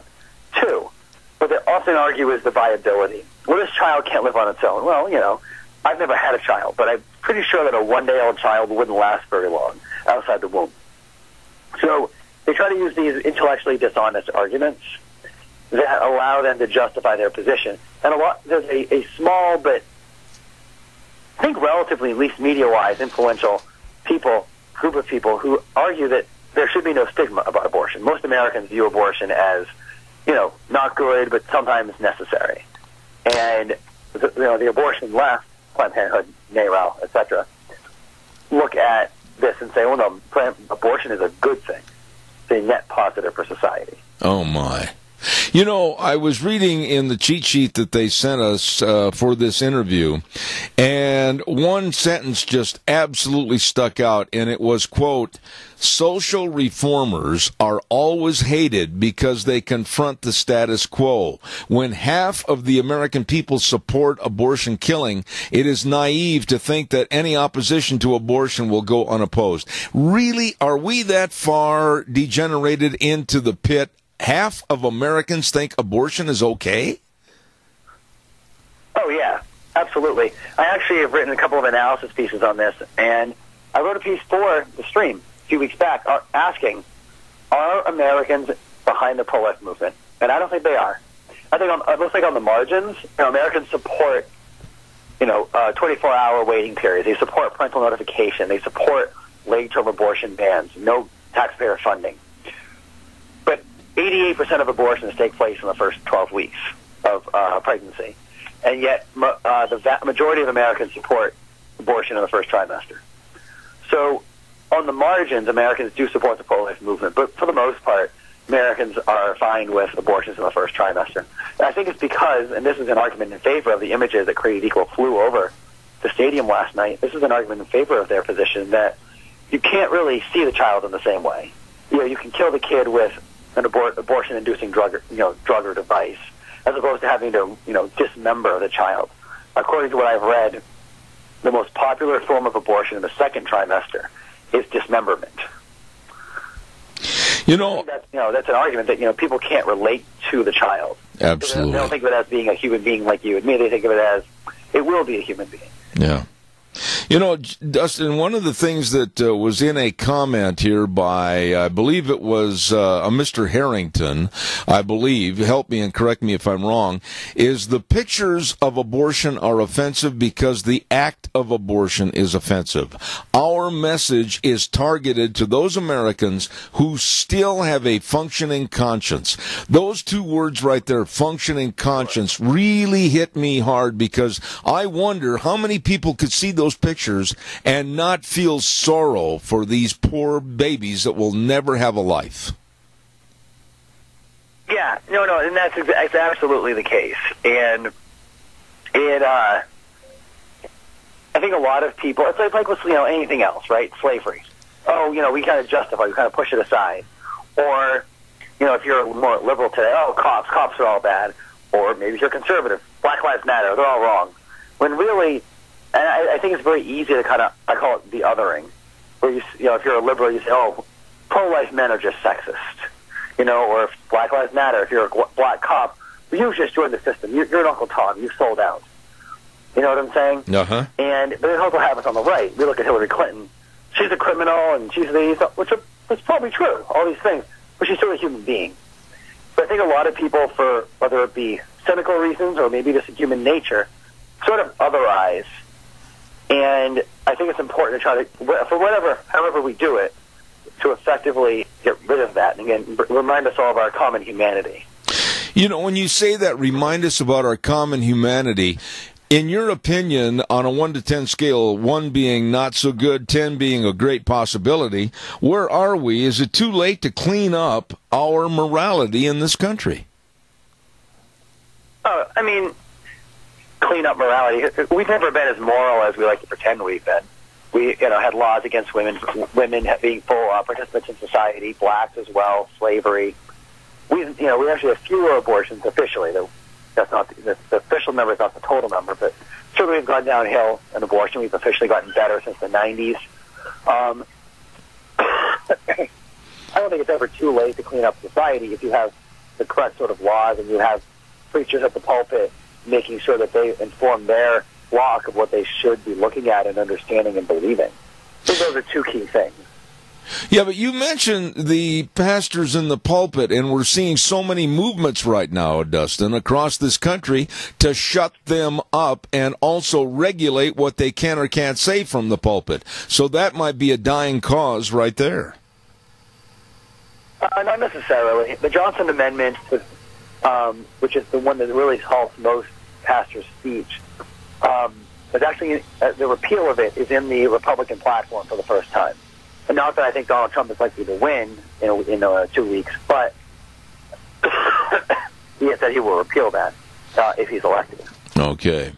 So, all in all, this movement of showing the graphic images of abortion victims, what are your thoughts on this? Is it going to be effective? Is it going to change minds? Is it going to open up a better discussion and conversation? Here's where I'm torn. The study, I know the person a little bit who analyzed the data from the study. Create Equals a great group. My personal opinion is that graphic images should be used less frequently, say at, congressional hearings, scientific discussions, that sort of thing, not in the public where children can see this. On the other hand, it's certainly the case that in the past, images have been effective in turning Martin Luther King against the Vietnam War, Americans against slavery, etc. I'm a little bit torn on it, frankly. So I'm sorry I can't give you a resounding yes or no, but I lean no, but I certainly see the value and the evidence in favor of yes. Well, I want to thank you for a job well done on this excellent article that you had in the stream called First Look, the Abortion Victim Who World Series Fans Will See last evening. And being that game was last night, we're getting this interview on the air this morning. Dustin Siggins, thank you so much for being on our program, and we will look forward to having you back again in the future. Thank you so much. I'll be playing. Take care. All right, sir. Thank you. I don't know what you folks think about this, about the graphic images of anything, whether it's the so-called graphic images of what happened during 9/11 or the graphic images of what ISIS is doing to humanity around the globe, or the graphic images of what it really is like to abort a baby. Maybe, just maybe, it might be a good thing to show those. Maybe it might be a good thing for people to realize how heinous and how barbaric human beings can be to human beings. Maybe. Calls are welcome, 436-2244, 1-866-927-4587. Want to remind you that Clark Kaufman, District 25B representative, wants you to be sure and go vote on November 8th. And he wants you to vote yes on HJR 5, which is an amendment to the Idaho Constitution to ensure the separation of powers of the executive and legislative branches. Go vote on November 8th. Paid for by the Committee to Elect Clark Kaufman Kaufman, Debbie Kaufman, treasurer. Thank you. Time for the weather, and then we'll take some more of your calls. Come on, call. And the weather is brought to you this hour by Pope, Phillips, Oaks, Goodwin, and Company, CPAs. Yeah, buddy, they're coming into their busy time. Yes, sir, it's getting closer to the end of the year, closer to serving you with all your tax return preparations. Curtis Pope, Todd Phillips, Rob Oaks, Mitch Goodwin, Lyden Crane, and they've been providing accounting services to the Mini-Cash area for well over 50 years. 2 locations to serve you, 1710 Overland Avenue in Burley and 625th Street in Rupert. Pope, Phillips, Oaks, Goodwin, and Company. And right now, here's Gina with the weather. Well, here we are midweek, and this is what we can expect as far as weather is concerned. Going to be nice for the next couple of days, but there are some rain showers in the forecast once we get closer to the weekend. Today looks like partly cloudy skies, high of 71, slightly breezy, winds out of the southeast, right around 8 miles an hour. Tonight, low of 43, today high of 71. Tomorrow, partly cloudy skies, high of 70, overnight low of 48. Now for Friday, we are expecting rain showers and thunderstorms, about an 80% chance, high of 58, overnight low of 44, winds out of the southeast, right around 15 miles an hour for Friday. Calming down for Saturday, partly cloudy skies and 65, then more rain showers expected for Sunday and a high of 63. That is your weather for Zeb at the Ranch. I appreciate it, Gina. Thank you very much. Great job. And, of course, the weather brought to you this hour by Pope, Phillips, Oaks, Goodwin, and Company, CPAs. And they can help so many people involved in agriculture, manufacturing, food production, a lot of folks that are starting businesses, partnerships, corporations. I mean, they are there to serve you. The very best, Pope, Phillips, Oaks, Goodwin, and Company, CPAs. Thank you very, very much. Oh, my goodness, we got a lot of things to do, but I've got time right now for some more of your calls. So please give me a jingle at 436-2244, 1-866-927-4587. Well, I'm waiting for your call that I know is coming in. Don't forget, Fred Wood is running unopposed for State Representative, District 27. Fred is on the Health and Welfare Committee, the Resources and Environmental Committee, and a past member of the Fish and Game Commission. And he listens and works for the folks of District 27. Don't forget, get out and vote, and he wants you to vote yes on HJR 5 November 8th, paid for by Fred Wood for House Seat 27. Thank you very much. Okay, let's have some calls. 436-2244, 1-866-927-4587. Give me a jingle on the landline. Did you hear about a billboard back in Nebraska, and it was paid for by the atheists? That's right. An atheist billboard in Nebraska, and they said the following: "The good life without God. It's possible." And then they gave their website of Visit Us, Lincoln Atheists. Well, the people in that area were outraged, and they demanded that that billboard be taken down. They are good church-going folks, and the businesses that were around the billboard were losing tons and tons of business, and so the sign company redid their thinking, gave the money back to the atheists, and said, "We don't want your sign." There still are good people left in this world. Caller, good morning. You're on the air. Yeah. Hey, I noticed there's lots of ads for this HJR5.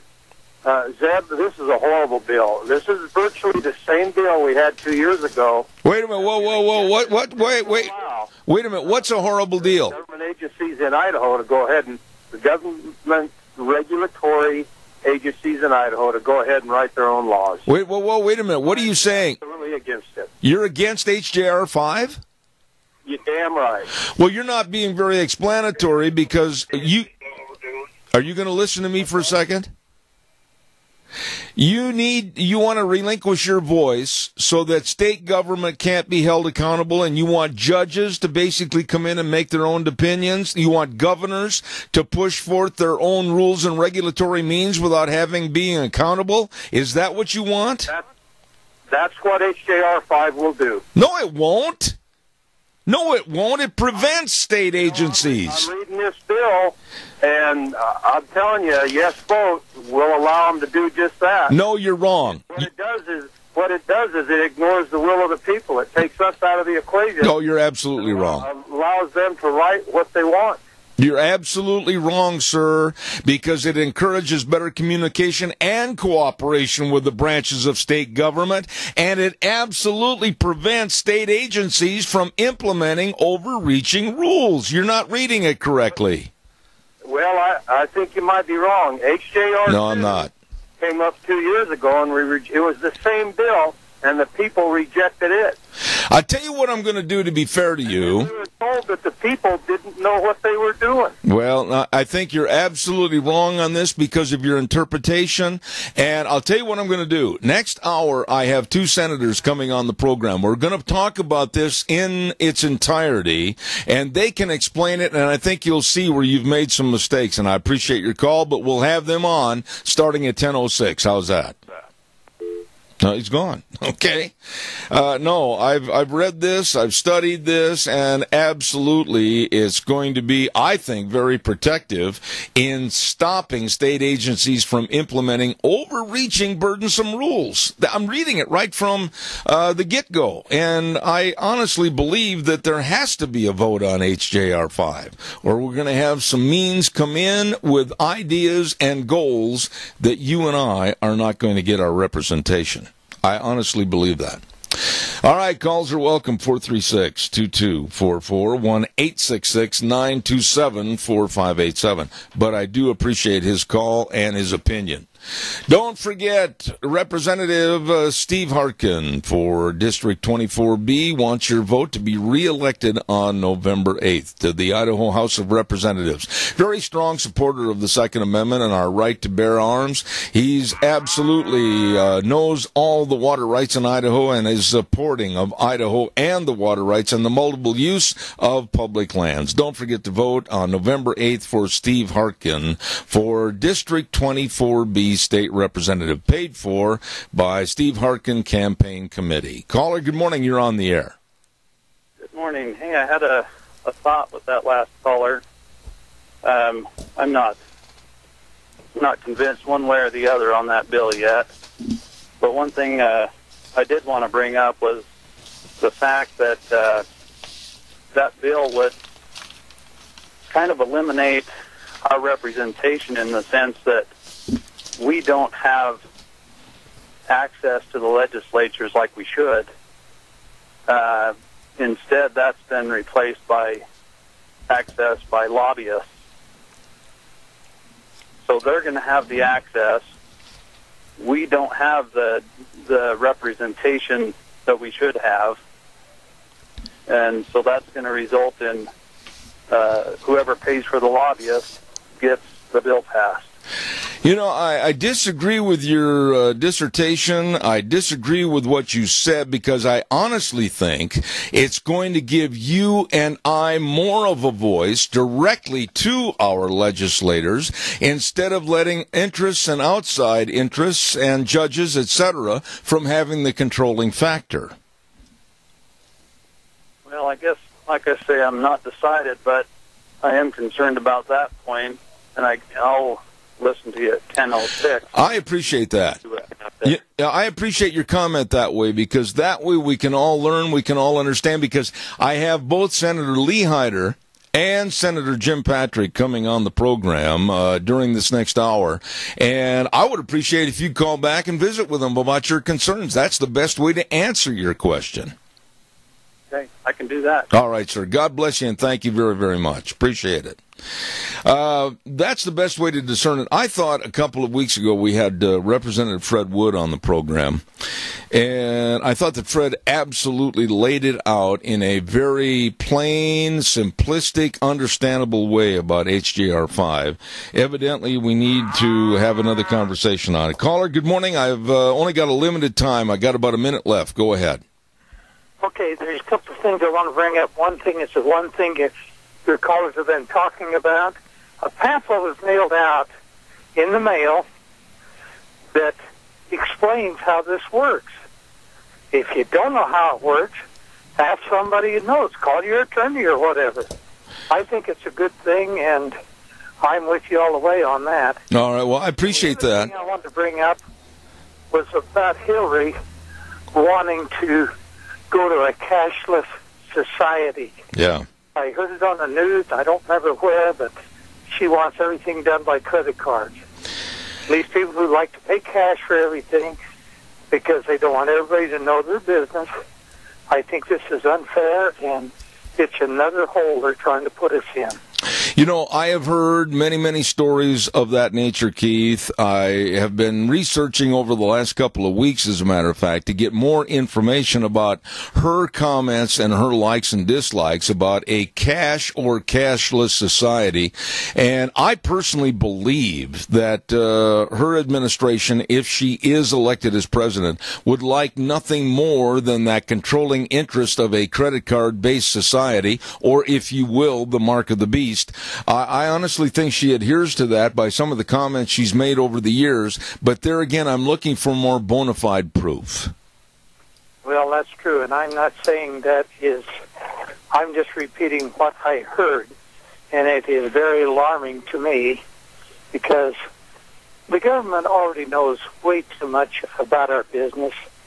I don't want my neighbors to know what I got in the bank or anything else. Yeah. I just want to be left alone, and if I have one credit card, and that's all I need. All right, well, Keith, I've got to run to the news, and I do appreciate you bringing that up. Thank you so much, and stay tuned for the next hour. We'll find out more about that. Thank you. All right, God bless you, man. Hey, I got to run, and to all the callers that had questions on HJR5, don't forget I've got Senator Patrick and Senator Hyder coming up this next hour. Call and ask. They'll give you the straight answers. Right now, this word for Senator Mike Crapo, and then Wheels will take us up to CBS News. Oh, good morning. Welcome back. Hour number 3, Zeb at the Ranch on a Wednesday morning, October 26th. Good morning to you and yours. Deanne, you want to close that, please? We're getting a lot of outside noise coming in here. Thank you very much. I'm Zeb Bell, and Zeb at the Ranch brought to you by our major sponsor, your Magic Valley Les Schwab Tire Centers, all 7 locations serving you, along with some of our great advertisers. Western Way Services, always at your disposal. Call, get on the route service. 734-6969. Want to remind you that in just a few moments I'm going to have Senator Jim Patrick on the telephone, and then in the studio in about 20 minutes I'm going to have Lee Hyder, Senator, that's going to be talking about many issues, including HJR5. Yes, vote yes November 8th on HJR5. Your voice needs to be heard, and you should always be able to hold our state government accountable. Vote yes on HJR5. And don't let activist courts take away our legislature's authority to approve or reject agency rules. Vote yes on HJR5, paid for by Speaker Scott Bedke, Representative Fred Wood, and Senator Kelly Anthon.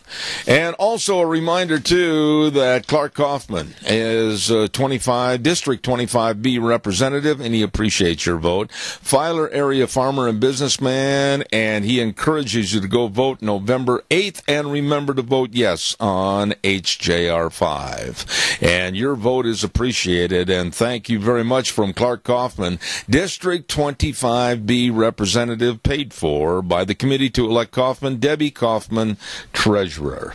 And last but not least, before we get our guest on the phone here this morning, I also want to remind you about Steve Hartkin. Hello, Lee Hyder just walked in the door, and I'm glad he could find his way by following the breadcrumbs into my office. Steve Hartkin, running for State Representative, District 24B. Steve, of course, a very strong Republican incumbent for re-election November 8th for the Idaho House of Representatives. Don't forget a high conservative rating on a wide range of issues, including multiple use of public lands, supports right to life, and knows all about the water rights in Idaho, and absolutely supports our Second Amendment right to own firearms. Steve Hartkin for State Representative, District 24B, paid for by the Stephen Hartkin Campaign Committee. Well, right now we've got 2 senators, as a matter of fact, and like I mentioned to Senator Hyder the other day, we're going to start things with a phone call with our dear friend, Senator Jim Patrick. Jim, good morning. How are you today? Wheels, do you have him on the phone? I did. Let me give him a call back. He probably ended up having the call drop or something like that. Okay, well, if you get him back on the line, I'll visit for just a quick moment with Senator Hyder. Lee, pull that microphone over real close and maybe tip it up just a little bit. Good morning, sir. How are you? I'm well, Zeb. How are you doing? Well, you know, I'm so glad that I've got both you and Jim connected with this program for this hour. There's a lot of talk this morning, and maybe you've heard some of the responses earlier. On the way in. About HJR5, and the one person said, no, I'm dead wrong about HJR5 and what it can do and will do. I'm going to ask you bluntly on the air. You can embarrass me if you want to. Am I wrong about HJR5? No, let me explain HJR5. Every year we pass laws in the legislature, and those laws then go to the department. In my case, I'm chairman of Health and Welfare. We pass laws. They go to the Department of Health and Welfare, and they write rules of how those laws will be implemented into their programs to make the laws work. Right. And then the following year, we come back into session, and they come to us and present the rules that they have written relative to the laws that have been passed. Right. It's a very simple process, but a very good checks and balances between the executive branch of government and the legislative branch of government. Let me interrupt right there. And I've said, and the gentleman that called earlier said I was dead wrong about this also, I said that by having HJR5, it's going to help stop maybe executive powers from ruling on various laws, or by having state agencies just slide their rules and regulations in. Am I wrong on that? No, that's exactly right. You see, by having a system of checks and balances, the legislature then balances and says, okay, these rules that you've written look good. Or no, this was a misinterpretation of what the law says, so we can't have this rule. Basically, it's the legislature being able to check on the rules that were written relative to the laws that were passed last year. And basically right there, though, Lee, the caller made the intimation that the people are going to lose their voice by voting yes for HJR5. It's actually the opposite. It is just the opposite. The legislature, think of it this way, the legislature is the voice of the people. Absolutely. They elect every one of us. 105 of us go to Boise every year and pass laws and work on legislation that the people bring. And so we are their voice. Right. And by us having an opportunity to look at the rules and say, yes, these rules are what we intended, or no, these rules are not what we intended, we can veto their rules. So we are really the voice of the people in making sure that this system of checks and balances on the executive branch of government is in effect and really works. Aren't we seeing, and by the way, let me check with Wheels quick. Wheels, did we get Senator Patrick reestablished on the line? Yes, sir, we did. We're going to get right with Jim, have him just hang tough just for a second.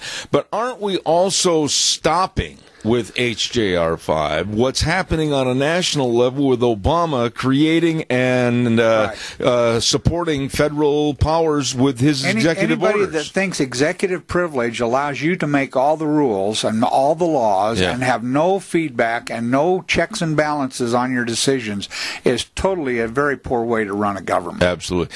Good morning, Senator Jim Patrick. How are you, sir? I'm doing very good, Deb, and I'd like to repeat what Senator Hyder said. If you don't like HJR5, you must like the federal way. You know, why is it that there's so much confusion on this, Jim? The caller said, well, he's read what's going to be on the ballot, and caller last hour was adamant that I was wrong about HJR5 and that we should all vote no on HJR5. Why is it that people are confused about this, in your opinion? Well, there's been some publicity by the Democratic Party primarily that they don't like HJR5, and it could be improved. But we've been using the process for the last several years after a court decision by one vote to our Supreme Court. And I don't see any option for Idaho. We want to keep what we have. Absolutely. And the point is, we have a caller with a question, and I think it's in regards to HJR5 for both Senator Hyder and Senator Patrick on the phone. Go ahead, caller, quickly, if you would. Yeah, it's where I understand this is all about making laws. Are they going to add anything into there that removes laws that are bad? Okay, we'll have him answer that. First of all, with Senator Patrick on the phone, and then we'll have Senator Hyder. Go ahead, Jim. We do remove laws now and then. There's a lot more we could get rid of. It's just hanging there. But we aren't actually focused on that. Maybe we should. Some of them are just bad. Some of them are not useful. All right. Some people have said anytime you add a law, you should take one off. I don't think that's a bad idea.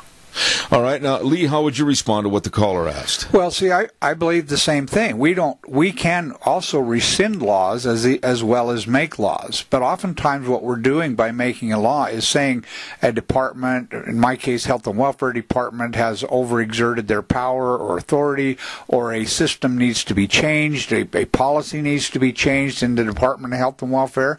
And so we enact legislation to change that. And then they comply with writing a rule that then we review to make sure that the legislative intent that we recommended this year is put into effect, and we review that next year when we come back into session.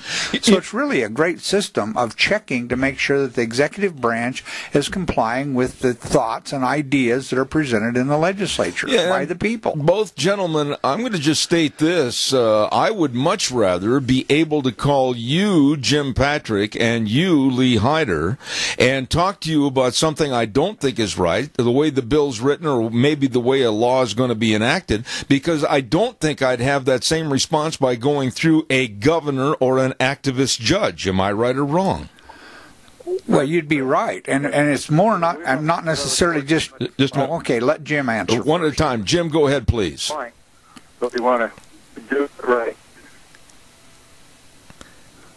We lost him on the cell phone. Is he still there? I'm still here. I don't know if you can hear me. Yeah, I lost you quickly. Go ahead and respond to what I said again, Jim, please, because the cell phone was cutting out a little bit. Go ahead. Yeah, well, I can see Murtaugh from here, but I guess my server isn't doing so well. Well, no, I believe that we should be making some decent laws, and if we have to take some off the books, that's fine. But I think the public should always get a hold of us if they have an interest in different subjects, because we like to deal with whatever affects the people. We do have a lot of legislation that's dealing with one group of people trying to take advantage of another, and that's what goes through my committee, and we'll resolve those issues by law if needed. All right, Lee, you had a response also, so go ahead quickly, and then I want to shift subjects if I can. I was going to say, most of the laws aren't necessarily brought by legislators. They're brought by the people. Absolutely. And the people, if they have an issue with health and welfare about, let's say, certified family homes, they write a change to the certified family home law. It's brought to my committee. We make a law. Then it's sent to the Department of Health and Welfare. They implement the law by rule, and then we have a chance to verify the next session whether or not that rule was the correct way to implement the law. So it benefits the people directly. It just takes a little bit of time to go through it, but it is a very good system of checks and balances, and I think that's very important in government. Jim, I'd like to go to another subject if I can for a moment before I have to do a commercial break, and I know you had limited time this morning. You're farming, quite frankly, and digging beets. But let me ask you this about education. There seems to be all this hue and cry about how Idaho is at the bottom of the totem pole. We need more money. We've got to have more money from the budget. Is money, per se, really going to solve the problem with what people perceive in education in the state of Idaho? Jim, go ahead. Money doesn't solve the problem. We are putting more money into the career ladder to treat our teachers better, to get more teachers, working on teacher retention. But as a national average, this is NEA, National Education Association numbers, the average teacher in Idaho is pretty much in the middle on nationwide salary-wise, $49,600. There's 21 states below us. So we're not way down there when it comes to that. Our test scores from the ISATs and ACTs, we're right up in the middle as well. We're doing a very good job educating our students, and we're doing it very efficiently. And it does cost less to educate children here than it does in Seattle or Washington, D.C. Washington, D.C. is the highest, and they get the poorest education. So we have good schools, good administrators, good teachers. You know, the issue about throwing more money into the educational budget, but it's not always money, like you just stated, and a lot of it is quality with the teaching, etc. But really, when you ask these people on the other side, well, how much money do you want? Do they have a concrete answer? Do they want 100% of the budget, or what? So they get 63% now, and I guess they want more. That means we couldn't take care of our security of the people, the police departments, and the prisons, because that's close to 80% of the budget. There's not much left. So I guess their solution is to raise taxes, and that's not mine. Let me ask you one other quick question, and then I'm going to have Lee here in the studio, and I want you to answer this too, Jim. What about Medicaid? Everybody's talking about a gap population of uncovered people in the state of Idaho for their health insurance of about 78,000 people. But yet, really, whose fault is it, and whose reliability or liability is it to pay for those people? What are your thoughts on Medicaid and the gap population? Well, I feel for the gap population, but that population is no different than it's ever been. And the only difference now is the federal Medicare or Medicaid or the Obamacare takes care of the upper part, and Medicaid takes care of the bottom. So that's a gap. And there's a lot of room to take care of that gap. Well, I don't believe in socialized medicine. I don't think the government can do a very good job with it. I don't think Medicaid works very well, and this would be expanding it. There's other options, and maybe an insurance program of some sorts or something that some of the other states are looking at to be able to take care of some of the people. They're not left on the streets, by the way. We have our CAT fund and other funds for people in true need, so they're not left out on the streets. You know, Jim, I really appreciate your taking the time to come on this morning. I promised you I'd have you out of here by about 10:20. I'm a minute late. I know you got to get back digging beets. God bless you for all you do. And Senator Jim Patrick, thank you, and good luck in the November 8th election. Thank you so much. Thank you very much. Take care. Also with us in the studio is Senator Lee Hyder, and we're going to hear more from Lee in just a moment. Both of these gentlemen just really, really gracious to give up their time to come out here for this morning. And Lee's cell phone's going off, so I'll do a quick commercial. Don't forget our friends over at Lee's Furniture, Floors, and More at 459 Overland in Burley. And we want to remind you that you can get the price of a king mattress for the price of a queen, and the price of a queen mattress for the price of a full. You can save all kinds of money. No money down, no interest, 12 months on approved credit. A king for the price of a queen for the price of a full. Check it out. And also all the bedroom furniture, the dining room sets, all the recliners, all your living room furniture with the people that really care and know. Lee's Furniture, Floors, and More at 459 Overland in Burley. Really good folks. Also, don't forget what's going on over at Four Paws Bed and Bath for your dogs and kitty cats. Halloween. That's right, the big party and pet parade. Going to be this Saturday, October 29th. All the costumes are on sale right now, 25% off. They'll have the parade judging at 1 p.m., free refreshments, all kinds of fun like every year at the Halloween. At Four Paws Bed and Bath, 370 West, 200 South of Rupert, 438-4444. In the studio right now, Senator Lee Hyder. And Lee, let me kind of back up a little bit and talk about some of the other subjects that we were mentioning to Senator Jim Patrick. We've kind of touched on HJR 5, but I don't want to just throw it off into the corner. Do you think that we need to address another issue on HJR 5, or does the public understand it? Well, I think that is the misconception. I think HJR 5 is a wonderful bill. I voted on it yesterday and voted in the affirmative when I voted. But HJR 5 really, I think checks and balances are very necessary in any level of government. Yeah. You know, it doesn't matter if you're the city, the county, the state, or the federal government. The problem we have with Obama has been he's never ask the Senator of the House. You know, the legislative branch has been very ineffective in his administration because he ignores this system of checks and balances. We wouldn't be in some of the messes we're in had he allowed the legislature to do their job of checking and balancing what his decisions are or the judicial branch is.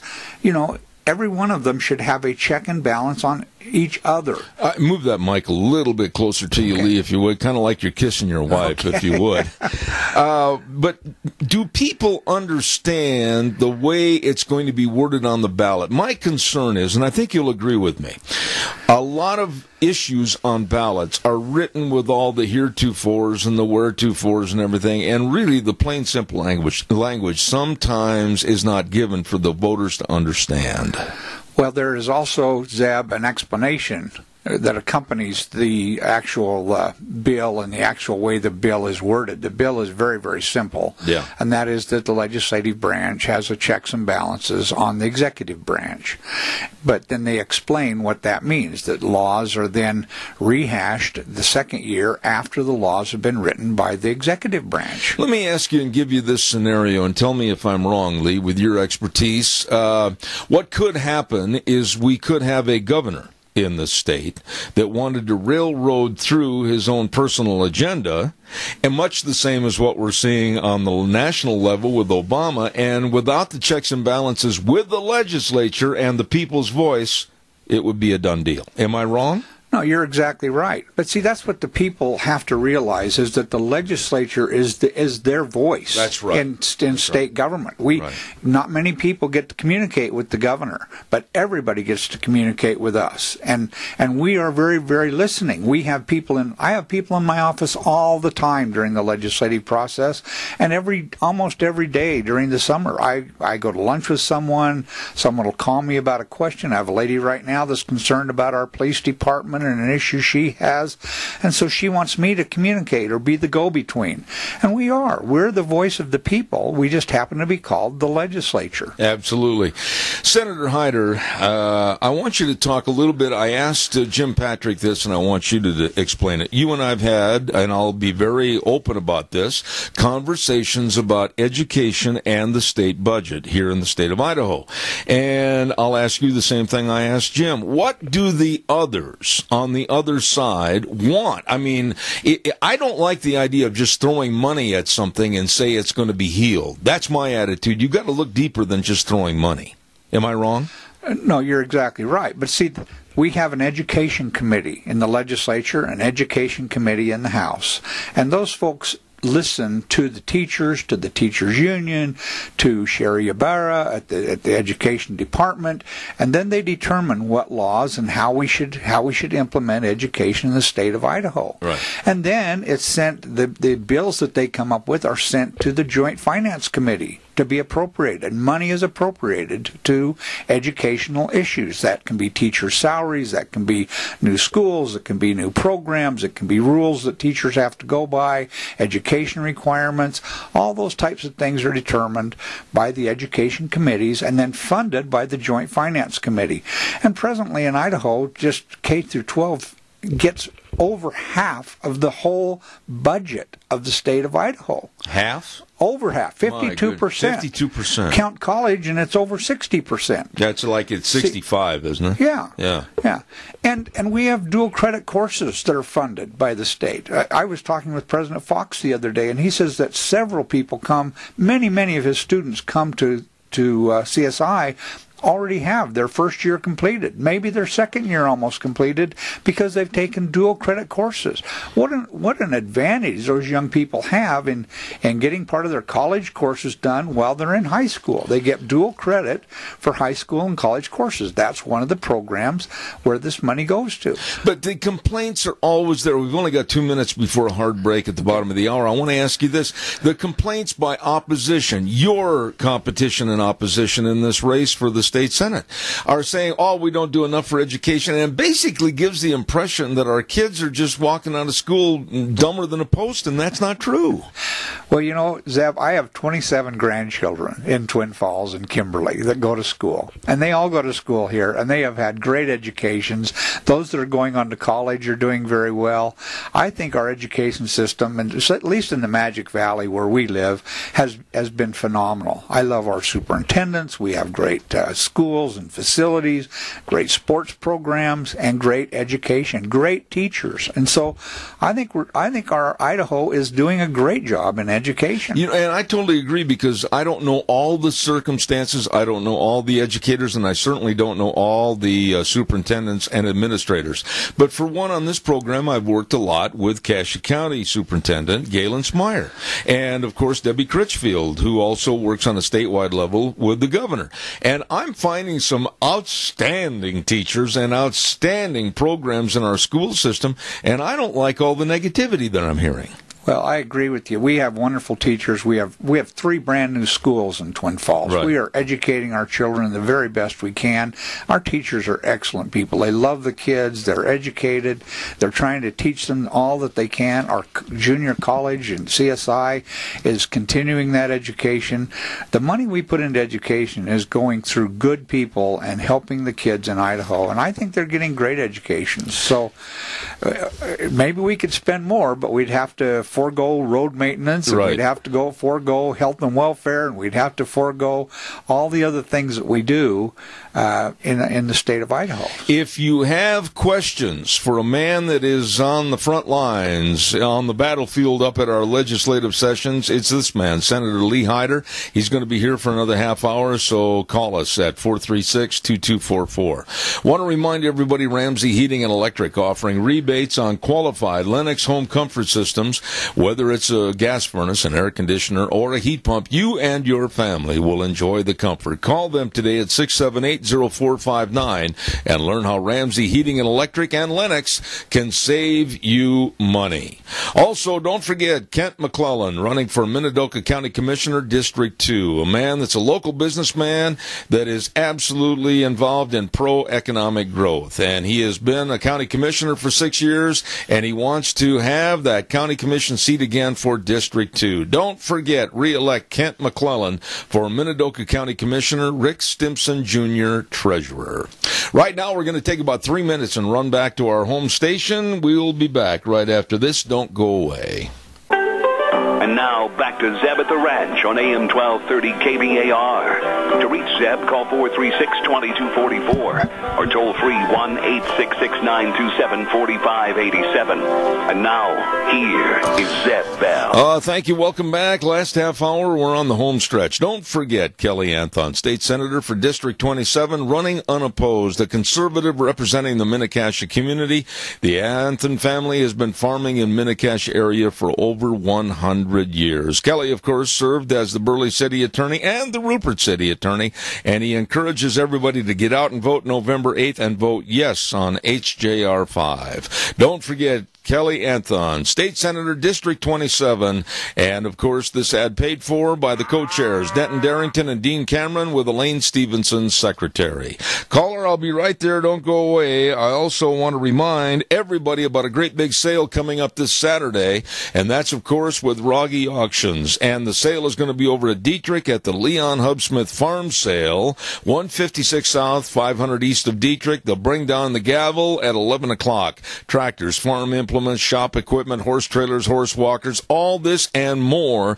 Leon Hubsmith Farm Sale at Rogge Auctions going to put it on, and of course the sale time at 11 o'clock. Call Ron Rogge at 431-6187 or Cade Rogge at 431-0074. Caller, good morning. You're on the air. Go ahead.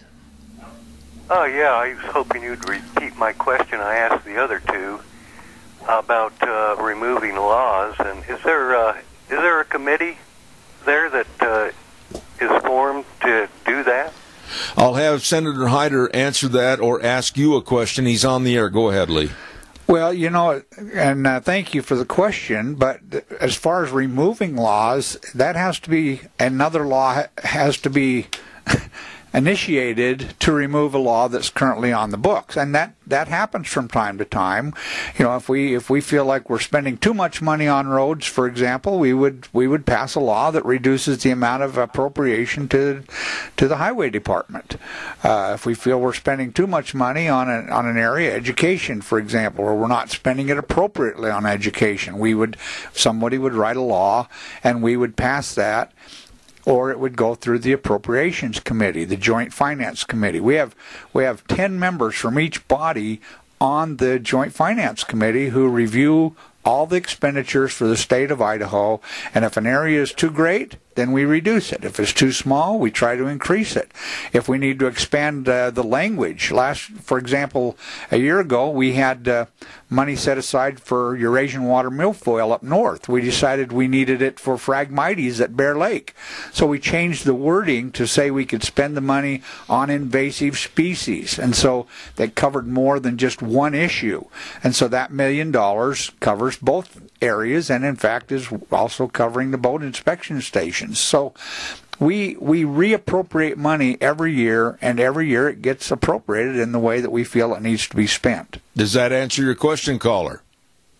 No, I was talking about laws that are like suppressing industry, you know, regulations and things that really even shouldn't be there. Well, that's the same idea. If something needs to be changed that's a law now that we feel is inappropriate, then someone needs to bring that to the attention of a legislator, and that legislator can write the bill. The Legislative Services Office writes the bills. A sponsor in either the House or the Senate begins that process, and then it's voted on by all 105 of us in the legislature. And so if we think we need to rescind something that's already on the books, that happens all the time too. It's just a matter of writing the bill the way that you think it needs to be written. And by the way, every one of us are happy to work with you on changing a law and work with the Legislative Services Office to rewrite that. I take a dozen people upstairs every year to the second floor and have the Legislative Services Office work on bills where people are unhappy with the way things are. And then I or someone else will carry that bill through a committee and onto the floor, and then it goes to the House committee and the House floor. And that's how bills are changed and how laws are changed, and we change them every year. Thank you for your call, caller. We've got to jump on to another subject, and I appreciate it. Thank you very much.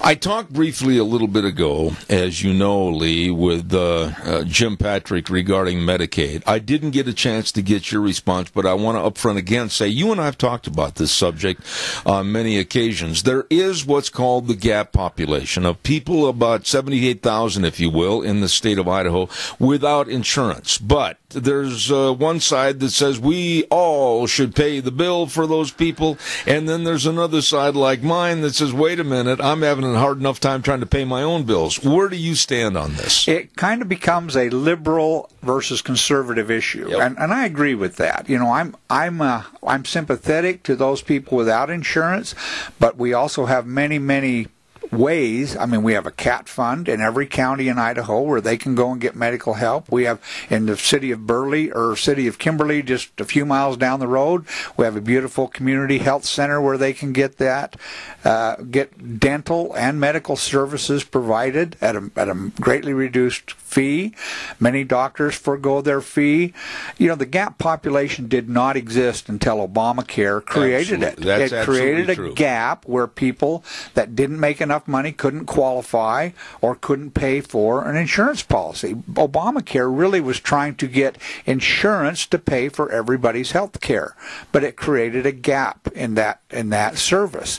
And so people that can't afford health care are required to buy it. People that can't afford it are expected to go somewhere else. And it's unfortunate. I'm hopeful that Obamacare will go away, but in the event that it doesn't go away this year, we'll have to contend with that again and continue to try to help these people through alternative methods. Now, let me say these words, and you know I'm speaking on behalf of myself. I'm not trying to incorporate any of your verbiage into this conversation, but I have said, you know, of that 78,000 people, that there needs to be a review, if you will, of those that are without the insurance, because quite frankly, of that 78,000, there are many that possibly could help by pulling themselves up by their own bootstraps. Am I wrong?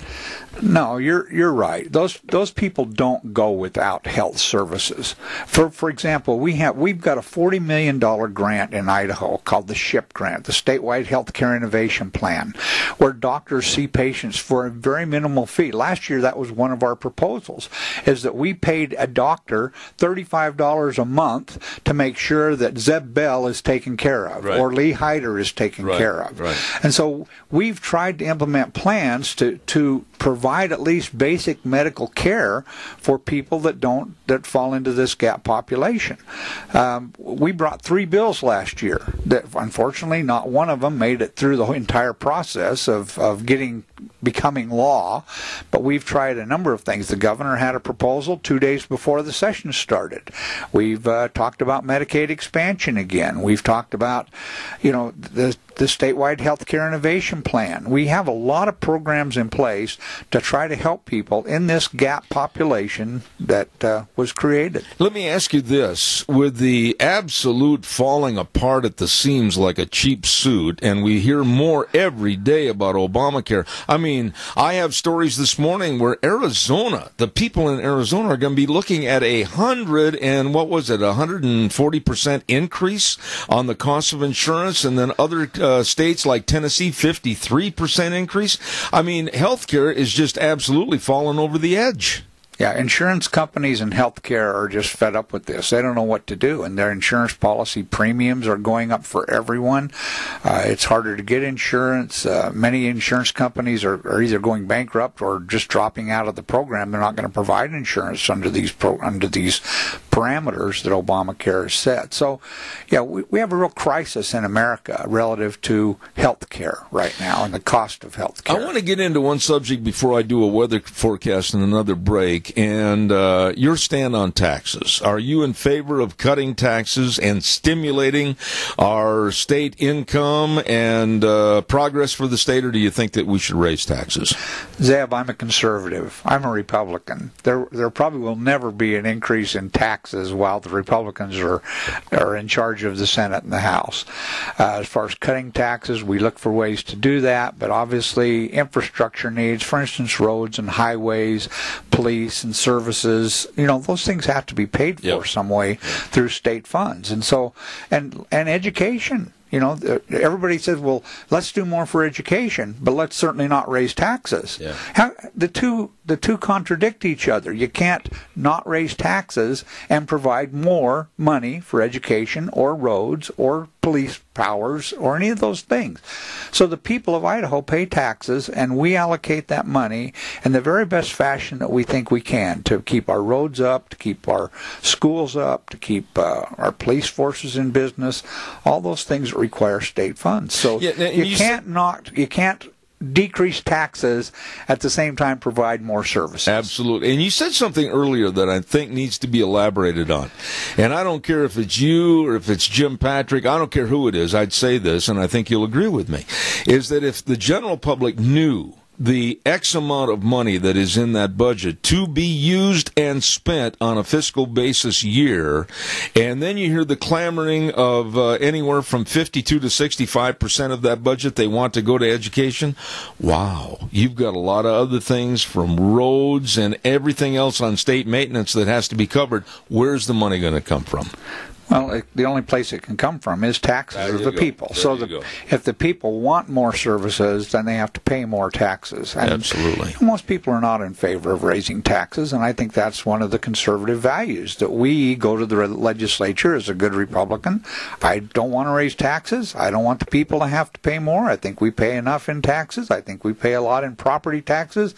We fund schools with increases in our tax rates in local communities that are building new schools. We've got 3 of them in Twin Falls. So we had to appropriate money from every household, every homeowner, every property owner to pay for those new schools. So we just have to balance where the money goes, Zeb. But there's not enough money to go around and increase everything in the state. It's not much different than what I have to do at the end of the month right here from my business. Yeah. You pay the bills every month. I pay the bills for my home every month, and my personal property taxes, my phone bill, my TV bill, all those things that we pay, we choose to pay, and taxes is the one we hate the most. When we come back after this little break, I want to talk to you about public lands. I know that that is a subject near and dear to your heart, and we're going to talk more with Senator Lee Hyder in just a moment. Right now, I want to remind you the weather is being brought to you by Scarrows Meats, 331 North Road, Jerome, 324-7657. They are changing the way we eat, one delicious bite at a time. Your hometown custom meat processor for well over 20 years, Scarrows Meats in Jerome. Right now, here's Gina with the weather. Well, here we are midweek, and this is what we can expect as far as weather is concerned. Going to be nice for the next couple of days, but there are some rain showers in the forecast once we get closer to the weekend. Today looks like partly cloudy skies, high of 71, slightly breezy, winds out of the southeast, right around 8 miles an hour. Tonight, low of 43, today high of 71. Tomorrow, partly cloudy skies, high of 70, overnight low of 48. Now for Friday, we are expecting rain showers and thunderstorms, about an 80% chance. High of 58, overnight low of 44, winds out of the southeast, right around 15 miles an hour for Friday.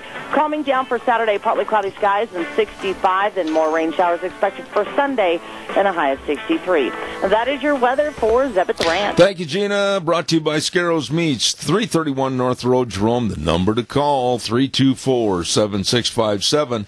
They are changing the way we eat, one delicious bite at a time. Stand by, caller. I'll be right with you.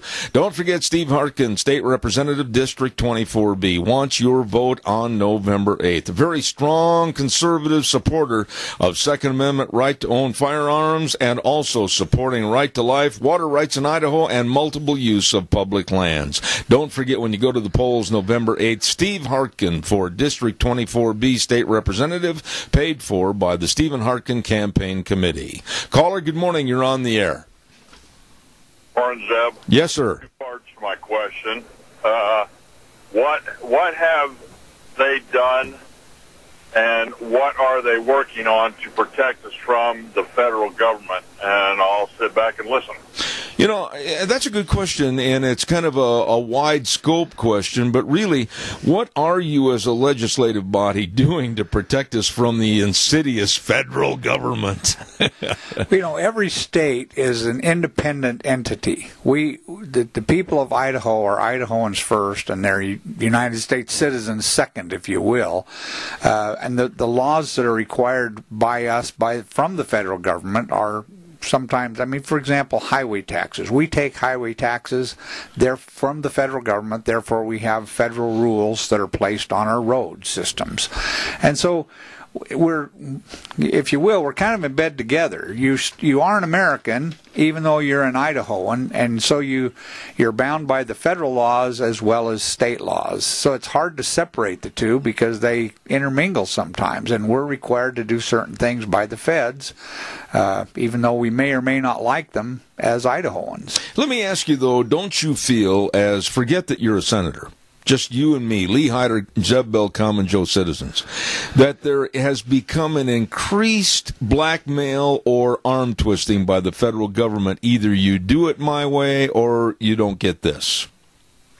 I'd say yes, you're right. I mean, the Obamacare healthcare system is a perfect example of what we're talking about here. Yeah. Our federal lands issues that you're thinking about talking about, that's another issue. Wouldn't we be far better in Idaho if we could manage our own forests? Absolutely. We know what the South Hills is like. We know what the wilderness areas are like. We know what the river of no return is like. We saw back in the 90s, the fire suppression from the state was far exceeding what the federal government did to suppress the fires. Right, and we've developed that now. There are farmers that have the authority to go out and fight fires, and they hit them right off the bat when they're an acre or two in a lightning strike, versus the federal government waiting for two or three days to gin up the equipment and support and the airplanes airplanes and the people and bring people in from other states to fight then a 1,000-acre fire or 10,000-acre fire.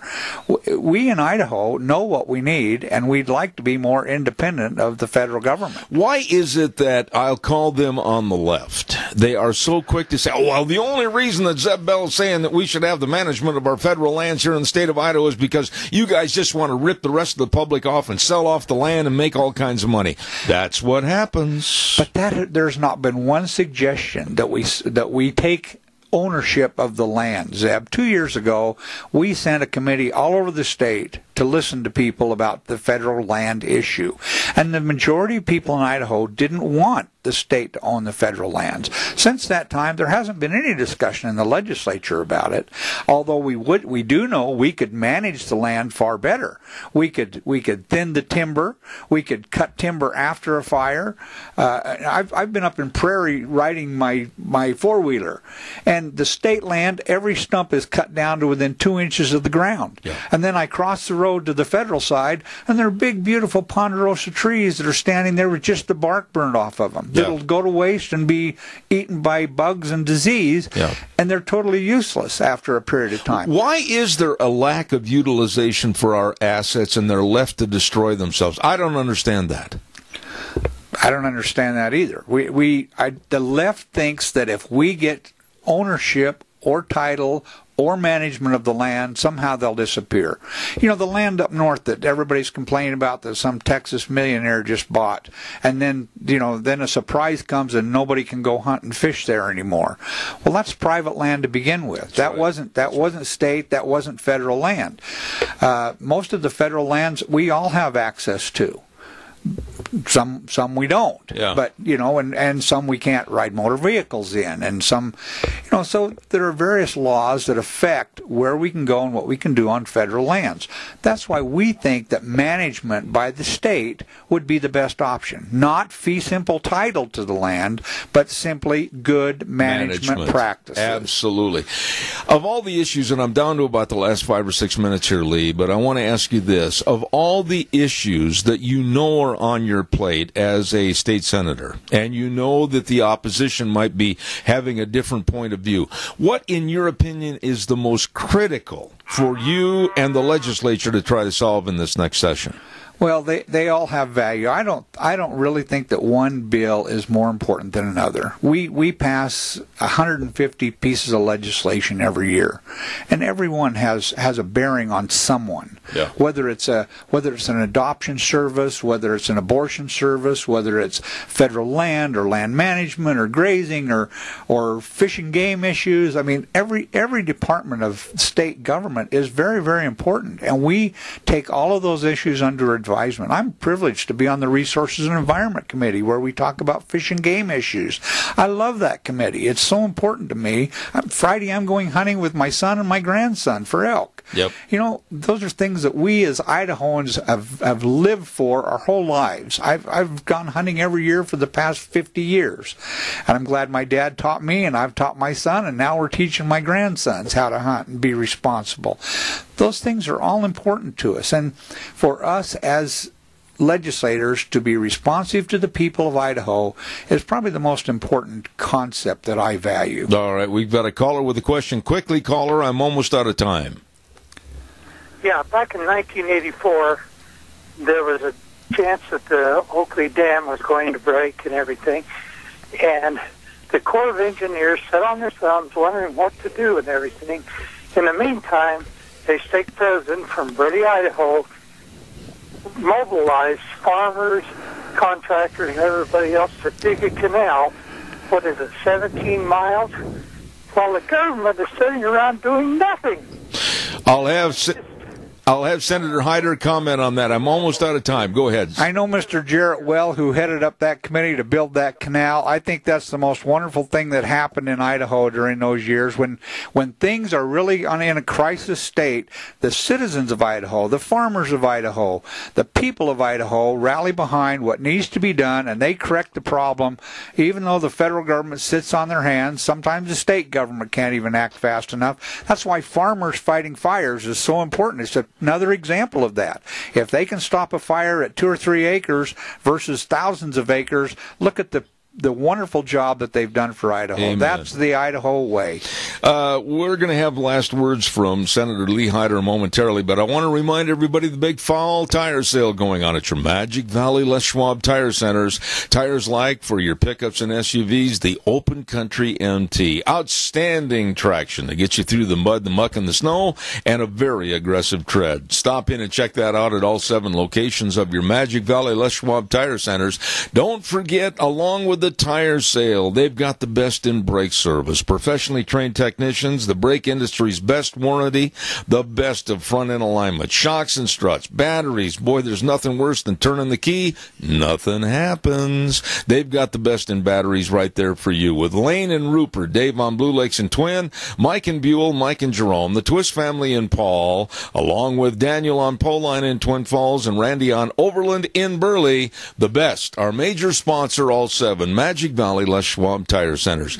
Lee, I've got exactly 40 seconds left. Final thoughts. You're going into this election period in a matter of days, November 8th. We certainly need people to go to the polls. We want everyone to vote. Whether you're conservative or liberal, please go vote for the person that you think will do the best job.